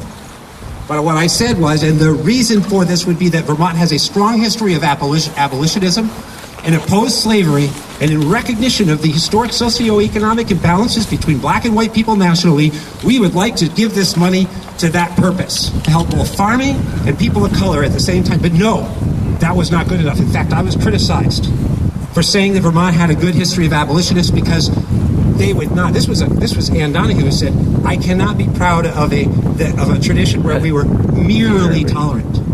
I wish that Ann Donahue and these people on the left could be merely tolerant to me right now and not call me a racist, because I believe in Martin Luther King. I believe in what he taught. I believe I'm defending black people by standing up for these liberties, because I believe with a lot of other people that they are the ones who are going to be targeted horribly, wrongfully, along with gay people and women, in retaliation for this kind of stupidity. And I happen to know anecdotally that it's already happening. And of course they then say, well, that proves they're racist. Anybody knows this? BLM flag, BLM stuff got run over. I wrote an article about this, but after they painted it, somebody destroyed it. Phil Scott and others came out and said, that person needs to be prosecuted for a hate crime.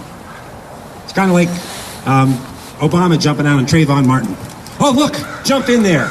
It's only one issue. All I see is black and white. Well, in fact, they investigated, the police ruled they never found any evidence that it was racially motivated. In fact, all the indications seem to be that they were bad about their money being spent that way. To impute motive when you don't know, to impute a mens rea to a person, is a criminal thing in itself, right? The law requires mens rea. What is this government doing? They're going to change your subconscious mind. They're going to eliminate your job if you say something they don't like on Facebook. People are being doxxed. People are being targeted. I'm not at liberty to talk about how much it's happening, but we're getting some resources behind them so that they can have lawyers and they can sue and they can protect all of our rights so that we can all be Green Mountain Boys together. People, it's horrible. People's employers are attacked. Okay, does anybody know about any of these cases?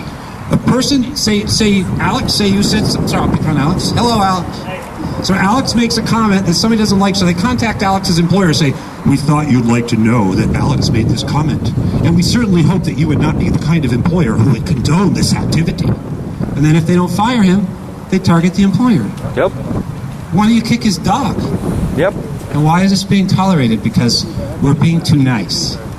We're not standing up for our rights. We're being too quiet, I should say. We can be nice. What about school discipline? Statistically, national statistics show that black children are more likely to be suspended or punished than white people. So therefore, that means that the teachers are all racist, and so we shouldn't punish black children anymore. Actually, Thomas Sowell would point out again, that's an oversimplification of the problem, and there could very well be problems related to socioeconomic disparities that lead to those children having those issues. But the solution is to not have a disparate response. It would be a really great example is H210, and we'll come to this again. So H210 is the bill that's out right now. They're hearing it right now, this past week and this coming week, and it's about health care. And so what that one does is instead of lumping slavery and Indians together, it lumps together GBLTI, I haven't got all the letters probably, black people, BIPOC people, and disabled people. And those three groups, you can show statistically, suffer disadvantages in the healthcare system. And then they jump in and say, that's why we're going to give this money. I'll tell you what, quoting right from Thomas Sowell, and this is right out of Susanna Davis's mouth as well. The average black person in this state is like in their 20s, and the average white person is in their 40s. And a much bigger indication of disparity, both of wealth and of healthcare, is age. Everybody with me? So what they say is, well, geez, black people are poorer than white people, therefore we're racist. No, actually, the black people are younger than white people. So if you looked at age, you could say, well, look, the younger people are not as rich as the old people, and therefore the old people are what? Racist. Or something. So again, I'm not denying that racism exists. What I'm saying is to look at it as the sole issue in every equation gets you away from the real problems. If the real problems, for instance, if there really is a problem with opioids coming here and black people are being arrested at higher rates because they're violating the law, the real problem may be because they were raised in a poor socioeconomic situation in an inner city. And that's what we should address, not let them go and call our police racist and expose our state to more and more crime, which everybody loses from, okay? So these are examples, though, if you'll notice, in all of these examples, number one issue becomes race. Now, this is also, by the way, this is the part I want to conclude with, even though I got a whole other page, but I kind of hit it, is that most of this is unconstitutional. The United States Supreme Court ruled in Bakke versus Regents of California, read the case, that making race the sole issue to determine outcome or distribution of government benefits violates the 14th Amendment, even if it's white people. Right? That's what it says. Where did it go? It's still good law. Does anybody in the legislature, the people writing these things, consider the fact that there are laws that apply to what they're doing? Apparently not. No. They think if they ignore it, like with the gun laws, like with the vaccine laws, gee, the vaccine law would require you to show a governmental need for public safety and health before you could give me a vaccination and stick me in the arm. Well, but the children. But the children. The economy is being destroyed. They are deliberately skipping it. Bakke said this about affirmative action with the University of California. A guy who was a white guy was trying to apply to medical school, and he said he couldn't get in because of affirmative action. He sued. Yep. And what the court said, now this is an interesting thing. That Bakke case was a really good case for all of us, all right? Because Bakke affirmed affirmative action, all right? The left said, what a great case. It affirmed that affirmative action is okay. But what they didn't mention is it struck down that university's policy because it used race only. And I've long said this is the problem. If you just use socioeconomic status, you could let some poor Appalachian kids into college too, and you wouldn't have, Sidney Poitier's kids getting benefits. You should make it about wealth, because then it's going to be a better logistic or statistical connection to need. You with me? But when you make it about race, you oversimplify. Let's go through these bills again. H273 wishes to allocate wealth solely based on race to buy land.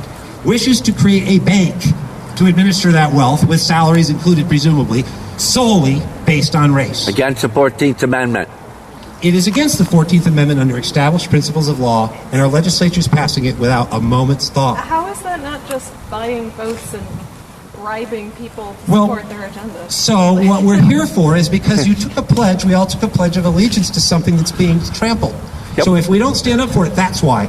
Why, if I come in your house and steal everything you own and you sit there and watch at me and eat potato chips on the couch, and you say, why did you steal all your stuff? Because you didn't care and you let me. You did nothing about it. I want your potato chip bowl too. Get out of my way.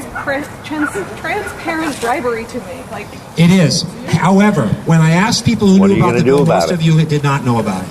Right. And I'm not criticizing anyone. I'm saying, guess what? I'm a lawyer, and it's hard to keep track of all this stuff. You. Right, and I'm trying to get more voices on it. I'm writing 8 pieces a month now for True North Reports, so subscribe to True North Reports, because that's where people, guess what else they're seeing? Gee, I never read about this in Vermont Digger. Yep. Gee, I never read that there's an increase in gang activity in Burlington on Vermont Digger. Could that be why there's so much graffiti and some tagging going on? No, unthinkable. As you shrink the police force, and as Sarah George lets people go, over and over, who are guilty in breaking into homes and murdering people, that's the opposite of a prosecutor. That's even more power than a defender has. I was a public defender. I didn't have the power to just let everybody go. Everything's being turned upside down, but Bakke is being violated. H210, once again, using race as chief, if not sole determinant. Why do you have to bring race up every time? Well, because it gives you power. Because it works. Because it's the key to go into your living room and take your potato chips. Let's not give them that power anymore. Our antidote is not racism. It's that Constitution that we took a pledge to, that we need to remind them that if they did not do it, they do not agree with the Pledge of Allegiance to the Republic for which our Constitution stands, then it all comes crashing. We will fight this battle like Breeds Hill. But we are here. You people are it. And it's not with guns, exactly right. It's with pens. Tom, I need your pen. If we started pulling ourselves out of the woodwork and people stood up, why do Vermonters, I like to ask this, why do people move to Vermont? For it's always been the same, to be left alone. Nope. If you want to be left alone, you better come out of the woods, because you stand alone. You remember the Three Musketeers and all that. Get out, like Ethan Allen. Unity. Yes. Unity. You want your freedoms? Unify. Amen. Ethan Allen was in a land dispute with somebody, and he stripped down naked and challenged him to a fist fight. I think he won. There's a painting. There's a painting. See, I learn something every day. No, I'm not doing that. Right, Jack? Well, let me ask you some other comparisons. Do you realize how cushy and soft we all have it, and that's why we're sitting around not doing anything, because we don't want to take the risk? Do you understand that's why the liberals are so soft and cushy? Because they can have the luxury of trying to change the world for a better place, because they don't actually deal. You watch them. They're not really the ones dealing with the real issues on the level. Now imagine Anne Frank. Anybody know who Anne Frank is? Imagine being in the underground, in the French underground against the Germans, and that's where you're going to be later. Are you going to have some more bravery then than you got now? Or are we going to stand up now? And I'm standing up with you people because you people are awesome. And you need to get other people to come, and you need to come every time, not just once. Hey, I tried out Clark's thing, that was neat. This is not a social pleasure cruise. This is serious stuff for my kids and grandkids and yours too. Okay, I'm glad you brought that up. I have a basic commentary. Who said anything about question and answers? Can I ask Let you? me wrap it. You know you can stay after, sister. But and I do want to open to questions because I know some people, especially the elderly and infirm. I'm joking. I have fibromyalgia syndrome. I'm seasoned up. I can't stand a long time. I'd hate to be a flagger. You know what I mean? I'd rather shovel coal than be a flagger. But so I'm trying to be sensitive to people. So no, I do want the question. And I will open them now because I need to close. God bless you all. Thank you for coming. Please come again. Spread the word. Spread the articles. Just spread the truth. And correct me if I make mistakes. I'm not out to... I have enough truth to spread. The last thing I want to do is misrepresent us by saying something stupid that they can pounce on, because they will pounce. And by the way, that is the power of what you and we are doing here. Why will they not give me a platform? If I were the racist, they would love to drag me out. And the moment I say something wrong, they will. Why? Because the truth hurts. They can't hide from it. Their falsehood. Okay? And you people are the light to carry that truth forward. I can't do this alone. Tom can't. None of us can do it alone. But look at the people. I know Mike. Mike could make a lot of money being a hippie reporter for liberties, right? He'd pay a lot of money over there for Montpelier. All he's got to do is stop believing in the Constitution he pledged to. God bless you for that. Anyway, sorry, he's blessing. We have a lot of people. This isn't the Clark parade. I have said since I ran, this is about the message. So we're shaping the message, and that's why I keep coming back to it. The Constitution we pledged to, we are only asking our legislators to renew and affirm that pledge. Our military do. You mentioned the firefighters. We didn't mention the EMTs because my daughter's one of those too. Look at what they do. What are we doing to support all of those? What are we doing to commemorate those memories? What are we doing flushing it down the toilet so lightly? And that's why I get a bumper sticker. Annoy them. Have people see the bumper sticker so they go, what is that? And they look and they go, geez, I never even thought about that with COVID. I never even thought about that. How dare you say you have a constitutional right? I want to make you get the shot. Because I'm scared. Everybody with that too? No. They're the fearful ones. They're afraid of Nazis that don't exist. I'm afraid of a social movement that does. And they are warriors and call themselves that for a reason. And they play with lies and falsehood and an ideology that is stifling. And that's why we support Steve Merrill and Ray. Thanks for filming, and others, and Alex, thanks for coming. All of you, please do stay. Get to know one another. Before you close it out, I got something to say. Yeah. Careful. It's free speech. Bless you. I talk here, but I hear absolutely nothing about election fraud. I don't know if any of you are concerned about election fraud. Yes. I think it's a massive issue. I know for a fact there's been election fraud in Vermont since the 1960s. Okay? I have the full Vermont voter roll. It's 615,000 people. Now, when there's 630,000 people in this state, you got to take off 20% for the kids, 19.6. You got to take off another 20% for the Vermonters that never registered to vote and voted. The full Vermont voter roll is more than 200,000 people more than what it should be.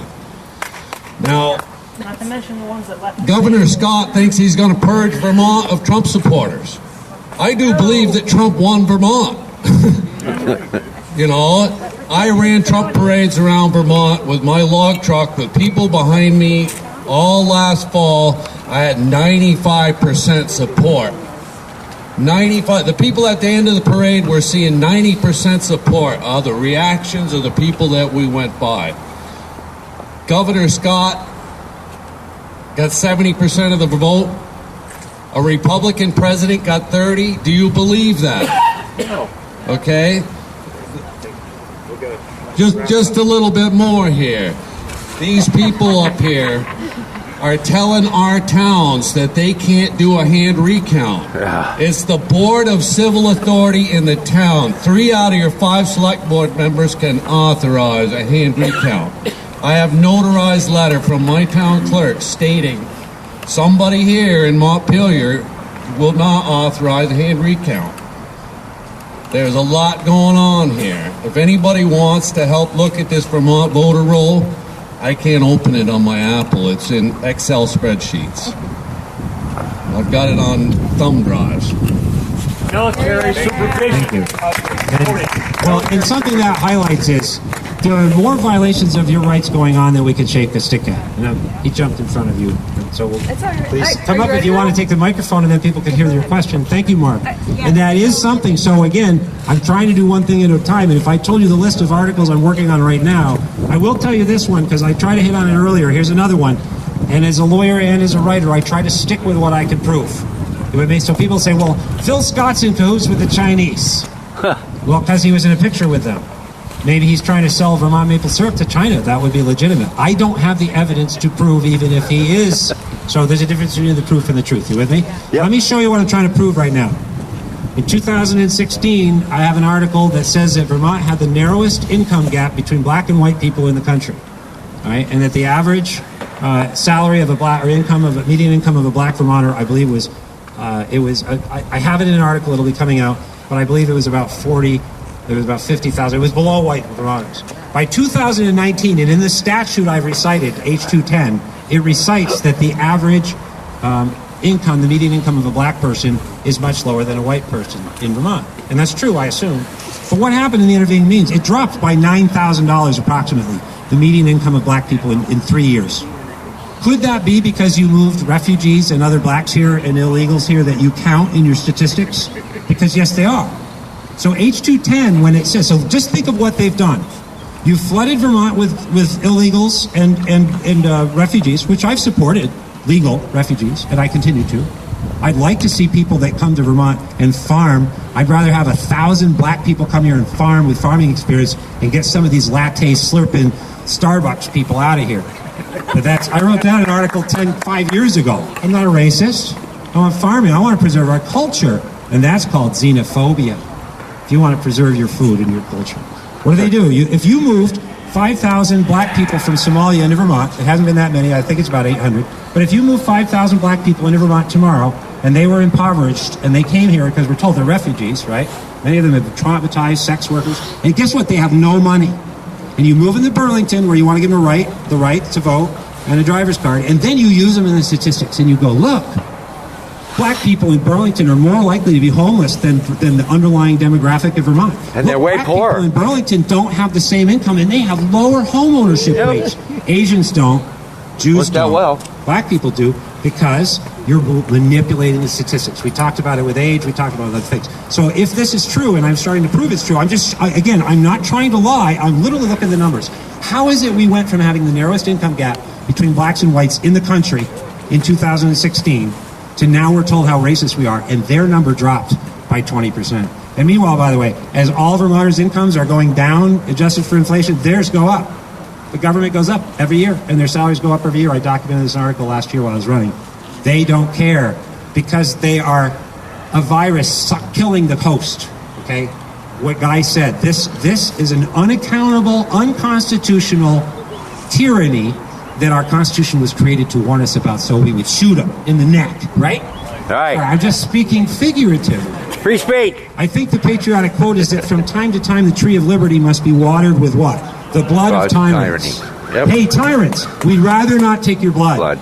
Nope. So we'd really rather you came and sat down and started looking at the facts with fellow Vermonters and stopped dismissing us and think we're going to be subjugated or we're going to bow to this. We're not. So thank you all. Do come again. The weather's going to get warmer, and so is this battle. This battle is going to get warmer. Don't leave me alone. We have not set a date yet, or I'm looking for themes too. I want to find something that will be appropriate, and so we will be announcing that. And that forces you to sign up on vtliberty.net. It doesn't cost you anything. And so, yes, please. You had a question. And other questions if you want, and please stay and mingle and get to know fellow patriots. Yes. And share your pledge. Hi. Question. So I'm kind of circling back to what Guy Page was talking about with property rights and what he mentioned. Hi, can you hear me better? Yes, Okay. there you go. I'm not used to doing this. So I'm circling back to what Guy Page was talking about with property rights, and then he brought up his children and grandchildren were essentially being robbed, and that's how I see it too. But what I also see is that, have you talked to a high schooler lately? I have. It wasn't great. Tell us. Civics and any sort of understanding about the founding of the U.S. and what the Revolutionary War was fought for, which is essentially freedom and property rights, has been completely removed from curriculum and replaced with critical race theory. I could not have a conversation with these kids. They turned everything back to critical race theory, and they had absolutely no understanding of the Declaration of Independence or Constitution, the Bill of Rights, anything. And they wouldn't, it was like they were inoculated against talking about it. So they have no idea that they're being disenfranchised, and they have no comprehension of how important the freedom of your own body and the freedom of access to land and water that isn't consolidated under a corporate government rule is. They don't have a concept of that. They're just thinking emotionally about divisive issues like race. I mean, this is dozens of kids I've talked to, because I will go up to kids and start conversations with them because I'm weird like that. And every single time it goes the same way, with very rare exception. The rare exception was a group of kids I talked to from the Turning Point Center who were from Cabot. And I think the reason they knew better is because they realized that they're going to lose their families' homes and farms that have been in the family for generations. And they realized that they're being legislated out of being able to produce food locally, and that they're going to be taxed and legislated off of their family's property. Therefore, they're losing agency, they're losing their future, they're losing having a family on that land where their family's been for hundreds of years. I think that's why those kids get it. But when you go into Burlington, where I live, and talk to kids, they have no clue. So my question after all of that is, what do we do to communicate all of this basically lost knowledge to people under the age of 30? I'm 38, and I'm one of the youngest people I see here. So how do we do this? How do we reach your kids and grandchildren? Because they're indoctrinated and they're ignorant. Like, I'm not accusing anyone of anything, but if they're like their peers, if they're going to school and getting the education I see these kids getting, then they're indoctrinated and ignorant. So that's my question. How do we do this? Thank you. Thank you for a very great question. That would make a great article, by the way, to contribute, because we do care about our kids, and I got grandkids. They've given me a whole new liberty, because my kids got to take care of them.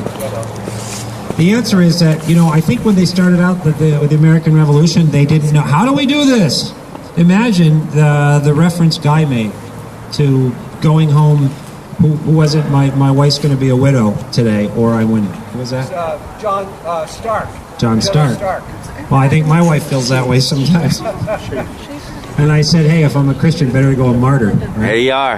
And by the way, you don't have to be a Christian to be a martyr for that pledge of allegiance, because not everybody was a Christian, and we all need to stand together. So what we're doing is we are trying to put this in action, and we are trying to create an alternative. How are you going to educate young people if, A, they have no resource to look to, and I would say the history is not lost. There is copious evidence of it. The history is being clouded and hidden and rewritten. I mean, it's cancel culture. And, like the article I just wrote about the Abenaki, I linked to plenty of historical resources. I find increasingly that Vermont Digger is a great resource for me, because they do some of the work for me, so they can't very question I'm telling the truth. Like when they do an article this week about Suboxone in our prison systems, anybody read that? Suboxone, they think that maybe the COVID outbreak in our prison system was because inmates swapped Suboxone. All right, Suboxone is a medically assisted treatment along with methadone, okay? And I'm a recovery coach, so I work with people. I'm not against those substances. But if you're taking people out of putting them in prison and then getting them on a synthetic narcotic at public expense, that's very Huxleyan. That's very not good. So what happened is they say that inmates sell Suboxone and they transfer it. They have to watch you take it. So they keep it in their mouth, and then they go mouth to mouth it to another inmate as a form of currency. You with me?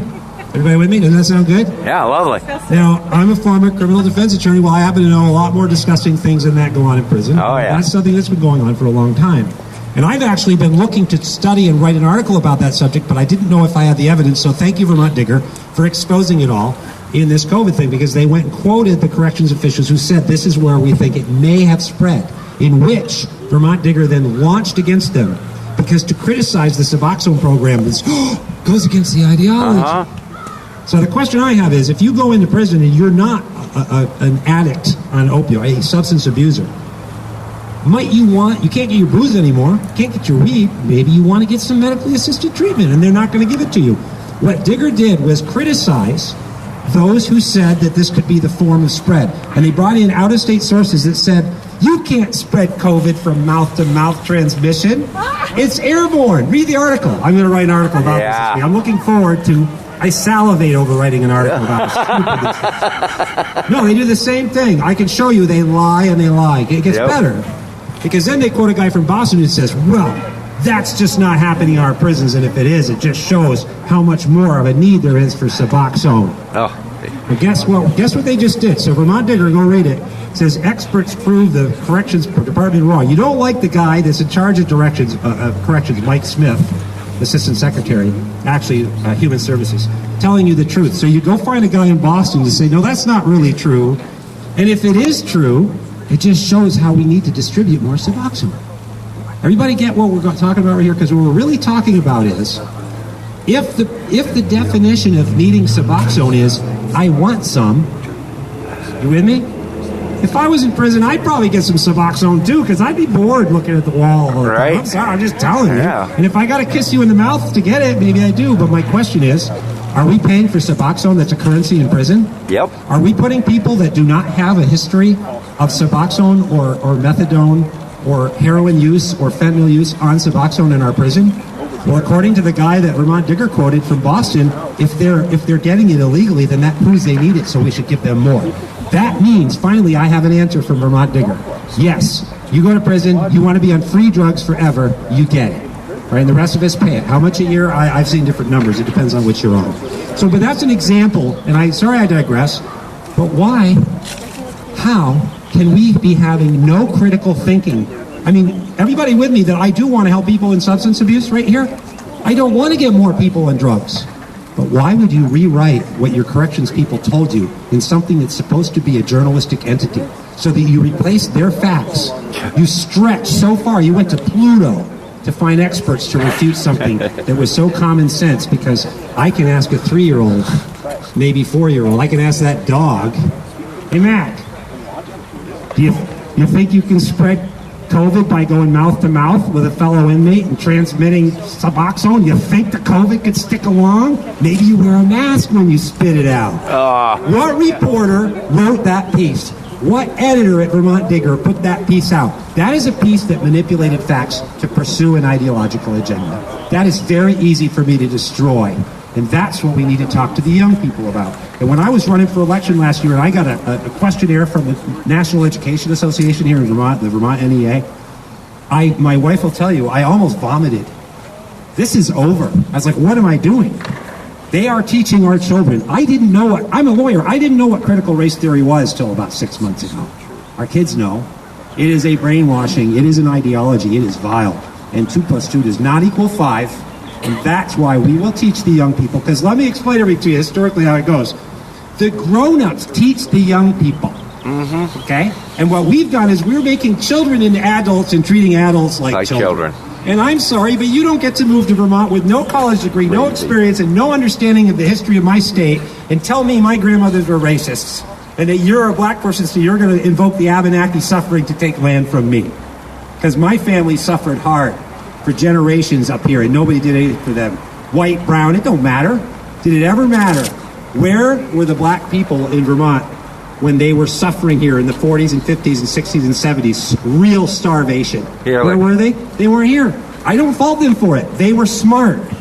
Black people were spared the suffering of Vermont for the last 100 years. And the 100 years before that, it was not much better. It was largely subsistence farming, unless you raise sheep. And what kind of life is it? And why did you do it? Because you wanted to be left alone. Because you wanted to move in the woods and be left alone. So at any rate, Susanna Davis also said in the interview that I was reading this morning that, hey, if you're xenophobic and you don't like change, you're just missing what's happening around the country. Diversity is the way of the future. Your schools will only stay open if you have more black people. We're going to save you. We're going to bring in, this is the new thing. That is the absolute opposite of what Wendell Berry teaches us. He's a writer, some would call him a liberal, about the foundation of community and human identity. It's built in community and farming. The answer is not more industrialization, more mixing everybody together like T.S. Eliot Waters. That's called the wasteland. That's called nobody has any culture left. I will stand for my Vermont culture here in sugar in season and dairy farming and not be told that, oh, gee, you're just a backwards traditionalist. You have to let go because we're all going to be dependent on Walmart in our new future, dissolve everybody into an alienation on the internet so nobody has human contact anymore. That's what we need to teach young people. And I'll tell you what, I got more coming out about this. You may have seen my piece on regenerative farming. If conservatives took small local farming as our banner, we would own the environmental movement.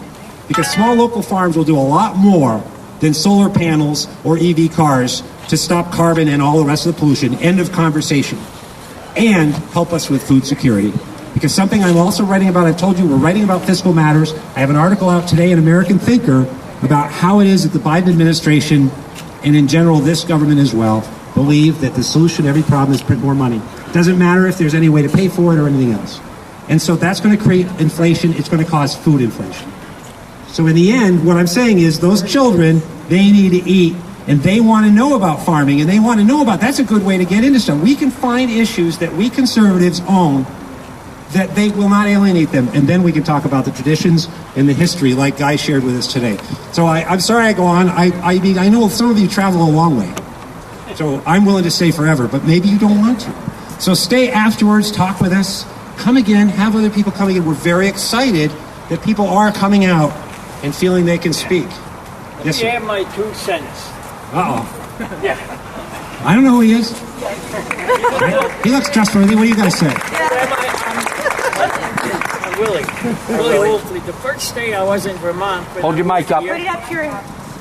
My first day in Vermont, I said hello to one of my new neighbors. And the lady looked at me and she said, "Oh, you're a Flatlander." I said, "Welcome." So I knew where I was going.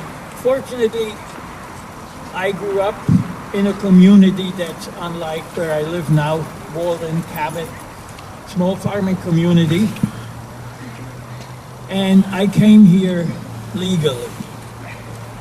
And so I wrote a couple of weeks ago a letter to Senator Sanders and just talked a little bit about the problem that we have on the border, what we're trying to do with the children. We have the children now that can determine what gender they are. I can have fun with it because I know when I'll go to the doctor's office and they ask about gender, I will write in there, confused, to be determined. They asked me about race today, and I have done it now over the last 4 years. My government wants me to be colorblind.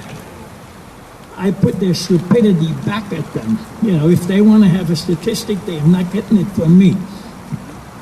So I said we are making the children that they can choose their gender, but they're already so confused. We are just adding more problems on our kids. You know, we must be dumb. So I told her, since we have so many children coming across the border without any adult supervision, they have horrible conditions. They should take those children, send them to the most secure building in the United States, the People's House, the Capitol building in Washington. They should just put them on a bus and send them in there. We have 535 elected experts that will know how to deal with the children.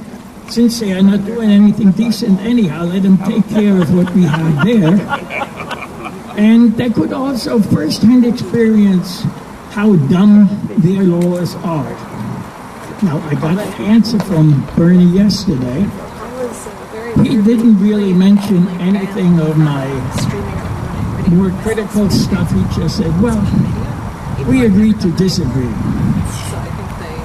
I will disagree with him more and more and more, and I'm probably going to put my name on some of those responses that I'm going to send when I answer some of those emails from Guy. Thank you. Right. So, it's always a wrist pen and a mic over a guy that I don't even know if he's a guy or what race he is, but he looked like an old white guy to me. To be determined.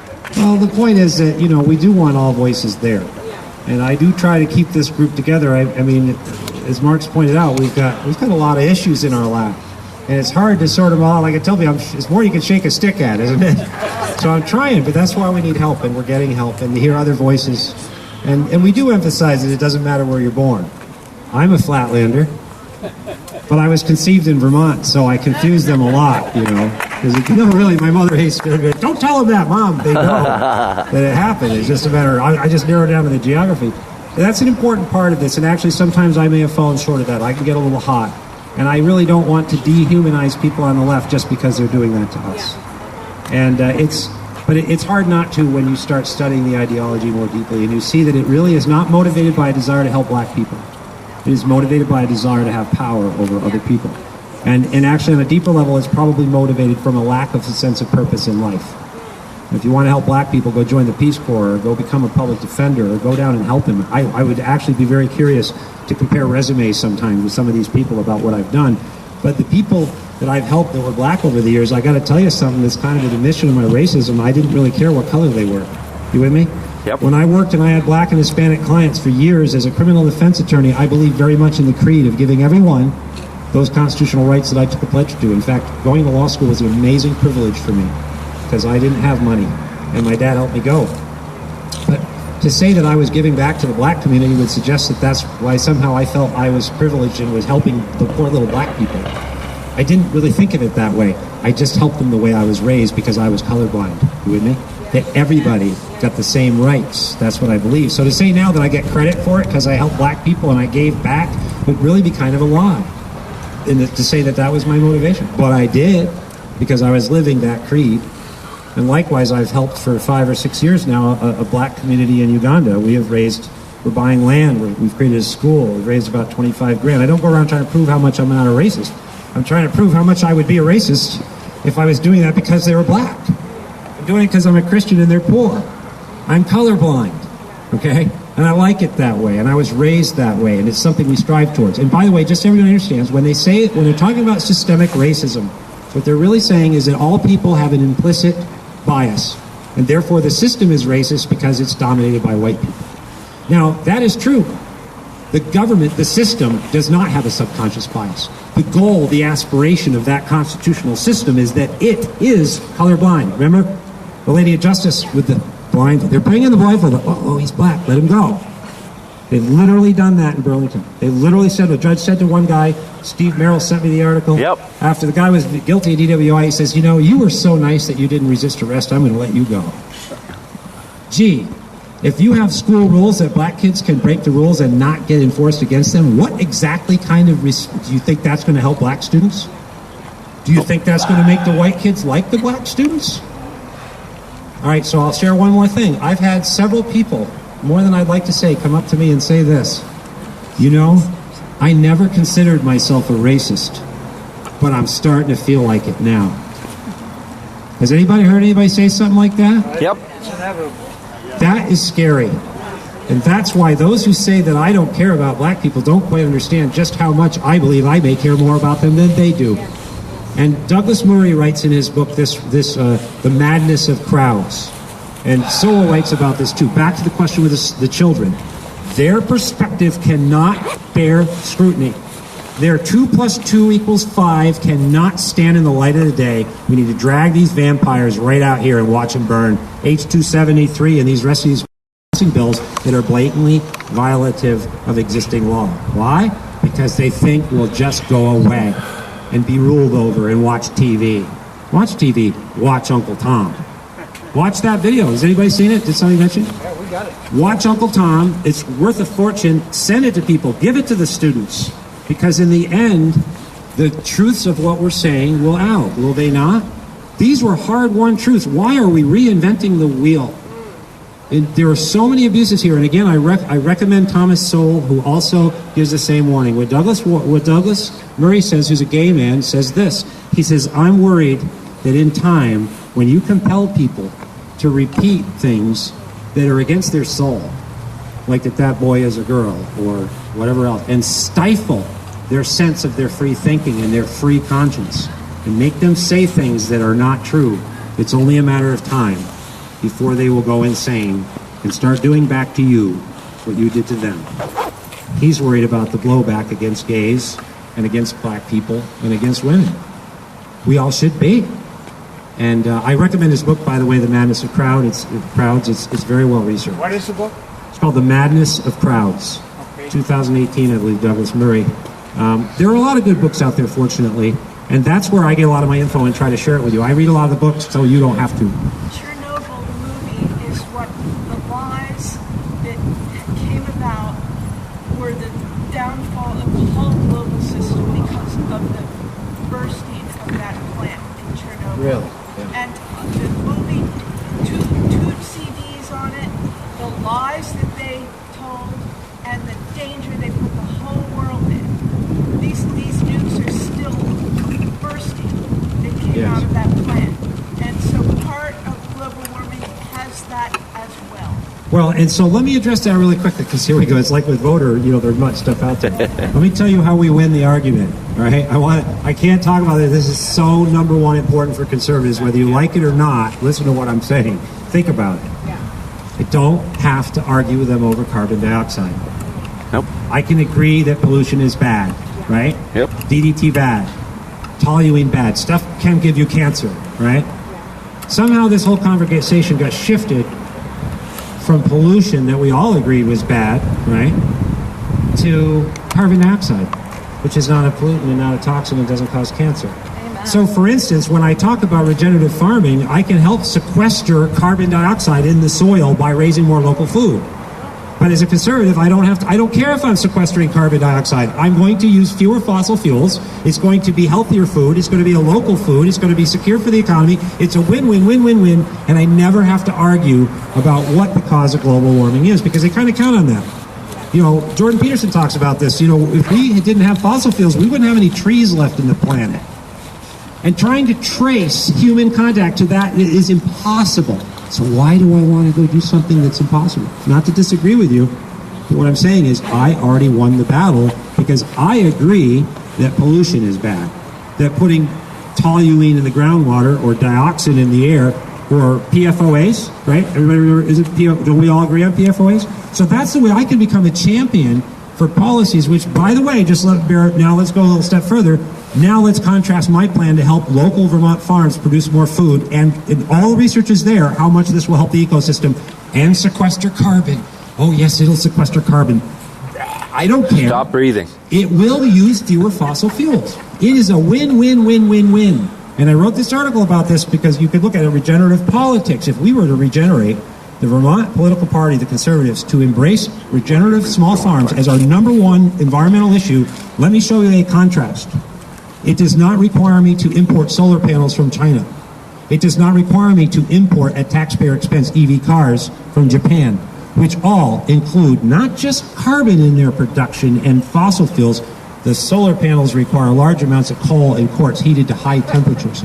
But especially in China, they are highly polluting. You see, when you measure it only in carbon, you go, oh gosh, it's carbon. Look, Vermont's going to bring down our carbon footprint. In the meantime, you have generated a huge amount of toxic chemicals, especially in China. By the way, the liberals are figuring this out. There have been some national articles about them banning buying solar panels from certain factories because they use methods. They're polluting the planet. Yep. And if you think that polluting the planet in China is not going to affect you in Vermont, then I guess you think that if somebody farts on the other side of the tub, it's not going to drift over. I'm making sure you're listening. What? There's no P section in this pool? My point is this. Why are we all working in an issue of carbon that they win? because we agree, kind of like the race issue, to engage on their terms. It's kind of like me trying to prove I'm not a racist, isn't it? I don't need to prove the carbon dioxide issue. I don't need, maybe it is, maybe it isn't. What are you doing about it? Oh, solar panels from China, EV cars that require batteries, and then we have to dispose of it all. Tell me where my foreign factories are involved in growing my local farms.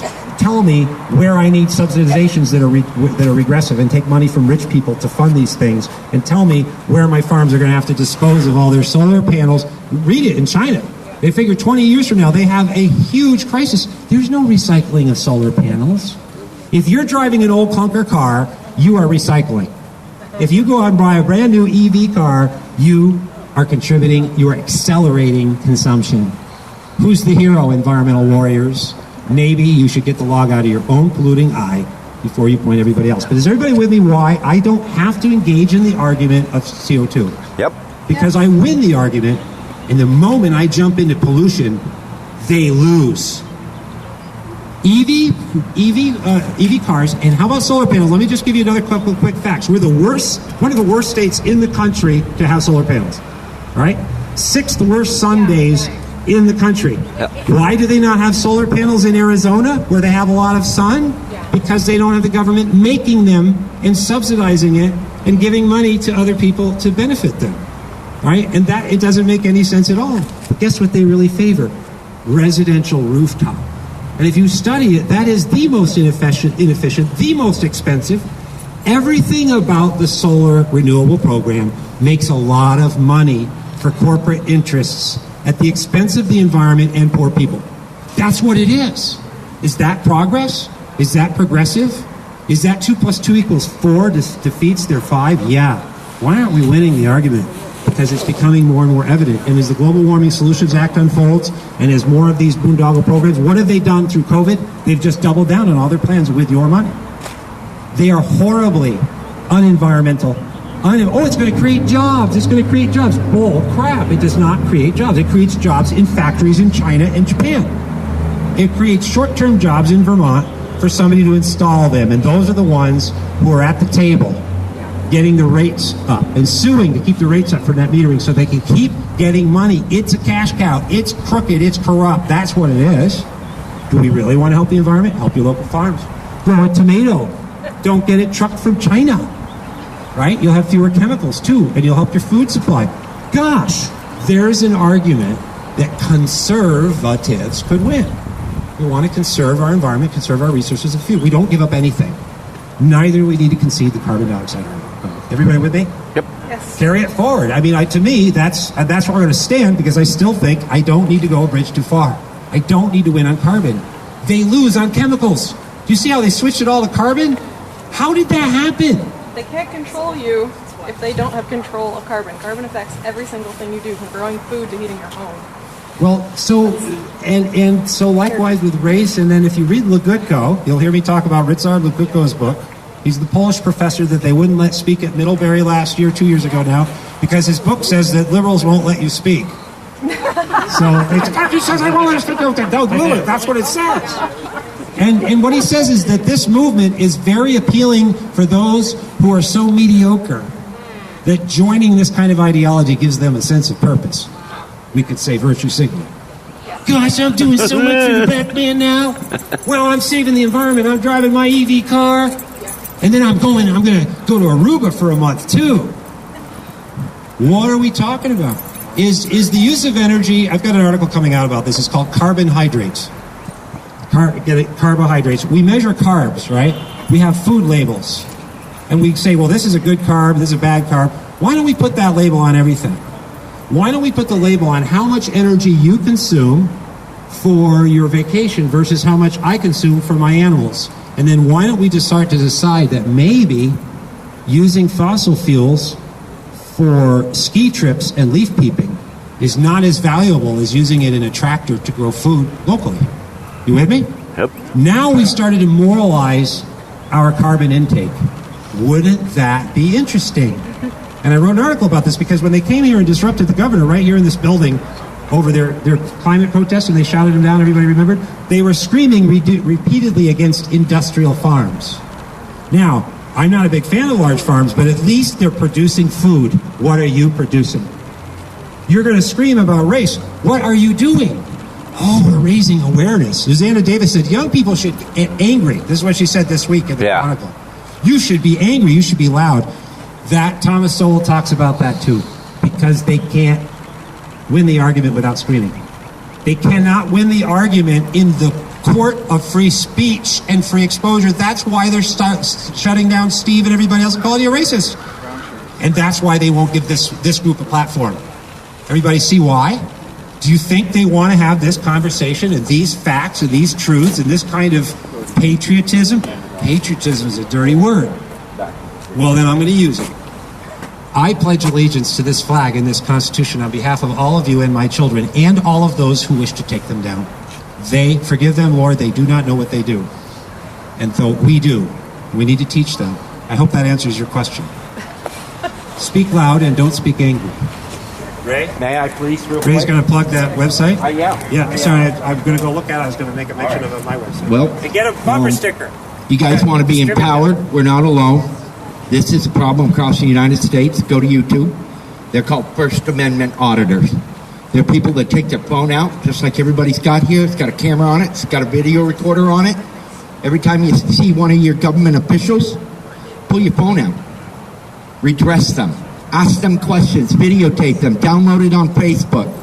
Get your answers out there. Go to YouTube. Look up First Amendment auditors. There are thousands of them across the United States. Some of them I don't agree with how they do it, but for the majority of them, they got it right. You have a right to redress your government in public. Any government official, that includes anybody that gets paid under our tax dollars. You can videotape them, you can ask them questions. And when you don't, this is how the young people of America that she wanted to get educated on, that's why they don't learn. Because we don't, as Americans, pull out the most resource we have, our phone, and videotape questions. Is that your site? No, there are millions of them. There are hundreds of them. Are you going to be uploading this? This will go on NEK Studio TV. And it may go onto YouTube onto one of our sites there. But I just have people asking me right now. Yeah. NEK Studio TV? NEK TV. And it's called It's News to Us Vermont, which is Steve's website. We often do some articles together, like a videotape for him sometimes. I also do my own shows, redress my government officials. I'm not afraid to tell them what I think. That's your right. They don't want you to. I sent them hundreds of hard questions with Steve to ask our governor, and he asked a few, and he had many that he was given by others. What's the name of the show that you... It's News to Us Vermont. And that can be found on YouTube as well. We have a channel there. But you are the power. That phone puts you in power. The First Amendment is what we're here on today. That's why we pledged that flag. It's under that Constitution that gives us, we the people, not that one man in there that shuts Steve down and says, I don't like your questions, your hobby news. Does that mean the 9 months that he was asking all those questions, they were hobby questions? Does that mean the answers that he gave him for those questions weren't real answers? You are we the people. Your question is the questions that are supposed to be answered by our government officials. I encourage everybody to get their phone out. I encourage everybody to express their First Amendment. Go to YouTube, First Amendment auditors. John, I'm happy to support you. Thank you. Michael. Thank you, Ray. I love the passion. Anybody else? I'll share one thing he just mentioned that reminded me of another broader question. Ask the questions. If you get equipped and you read like Sowell, and I've mentioned some others, but Thomas Sowell, Black Rednecks and White Liberals, I just bought. I haven't read it yet. I've read quotes. He's brilliant. And he's been writing about this for years, and he's an economist, and he's actually very nice as well. And he equips you so you can ask the questions. Now, John Mirren, I think his name is the chief of police in Burlington. And I saw an article a couple of weeks ago where he was sparring off with the police commission, which I noticed it seemed to be entirely black, which is not demographically reflective of the city. That's fine. You know, I would like to see people hired on merit, though, rather than skin color. That's just me. And Martin Luther King. And this is what he said. And he went in and they had these numbers. Well, what is your plan to end racism, basically, in Burlington? And now what I learned about him is that he was a police officer in New York City. So that means he's not a dumb hick like most of the white people, the elitists in our legislature. He's been around. So basically, he was basically defending his officers and saying we do have policies in effect, and I don't really think that they're that racist. And the police commission got upset and said, well, what you're telling us is basically you don't think there's a problem. And he said, well, is it your expectation that all disparities between blacks and whites will be eliminated? And they had a meltdown. Yeah. You're being disrespectful. I don't think being... No, he asked the $100,000, the $64,000 question. Yep. Read Thomas Sowell. You're always going to have disparities. You want to have a perfect utopia? Read Legutko. That's Pol Pot. That's Stalin. Grind That's everybody down Nazis. to interchangeable units in a corporate machine. Well, and that's the other thing. I mean, I read, in reviewing Bakke this morning and some other case, I believe it was Fisher in 2013, the Supreme Court reaffirmed that decision, which struck a good balance. It didn't strike down affirmative action. It just said that a mechanistic application of one issue only would be wrong. And most of us could see why it would be wrong. Here in Vermont with the COVID funds, so what did they do? They distributed COVID funds that came from the federal government that we all owe back about 20 times more than what we got. But what the governor did was distributed COVID funds in Vermont based on race. If you were sole proprietorship and you were black, you got money. If you were white, you didn't. Did you move here 2 years ago as a millionaire black businessman and you just got $100,000 and somebody else has been here 20 years and has 4 kids, no money anymore? It's a totally unfair thing. Has anyone who owns a business approached you about that being unconstitutional and lawful? Well, and so that would be a case, yes, many have, but so you would need a perfect plaintiff. So in order to have standing, sort of like H-273, I can't just go sue, you can't just go sue. And they know this, so you need to demonstrate standing. So you'd have to be a person who could claim a particularized grievance from that statute in order to have standing, otherwise everybody could sue about everything. What would a perfect plaintiff look like?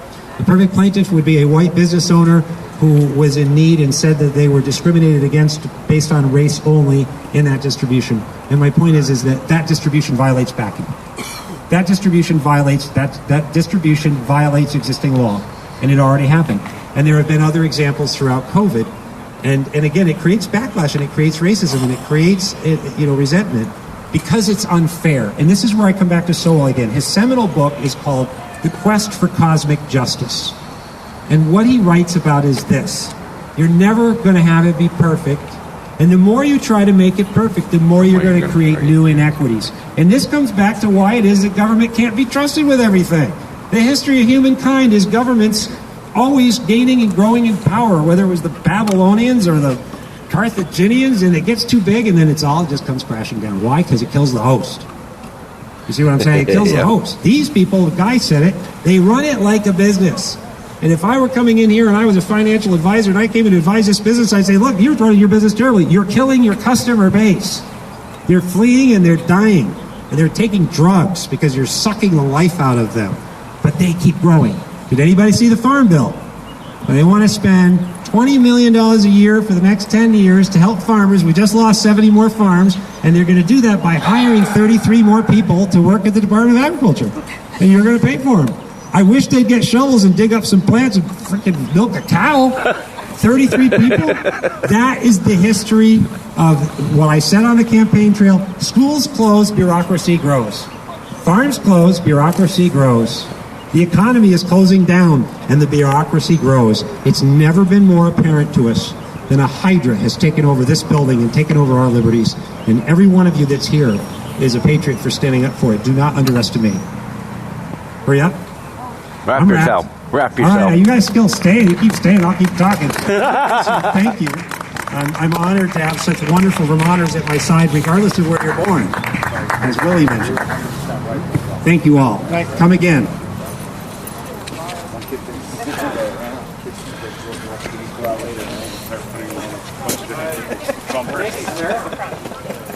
You did a great job.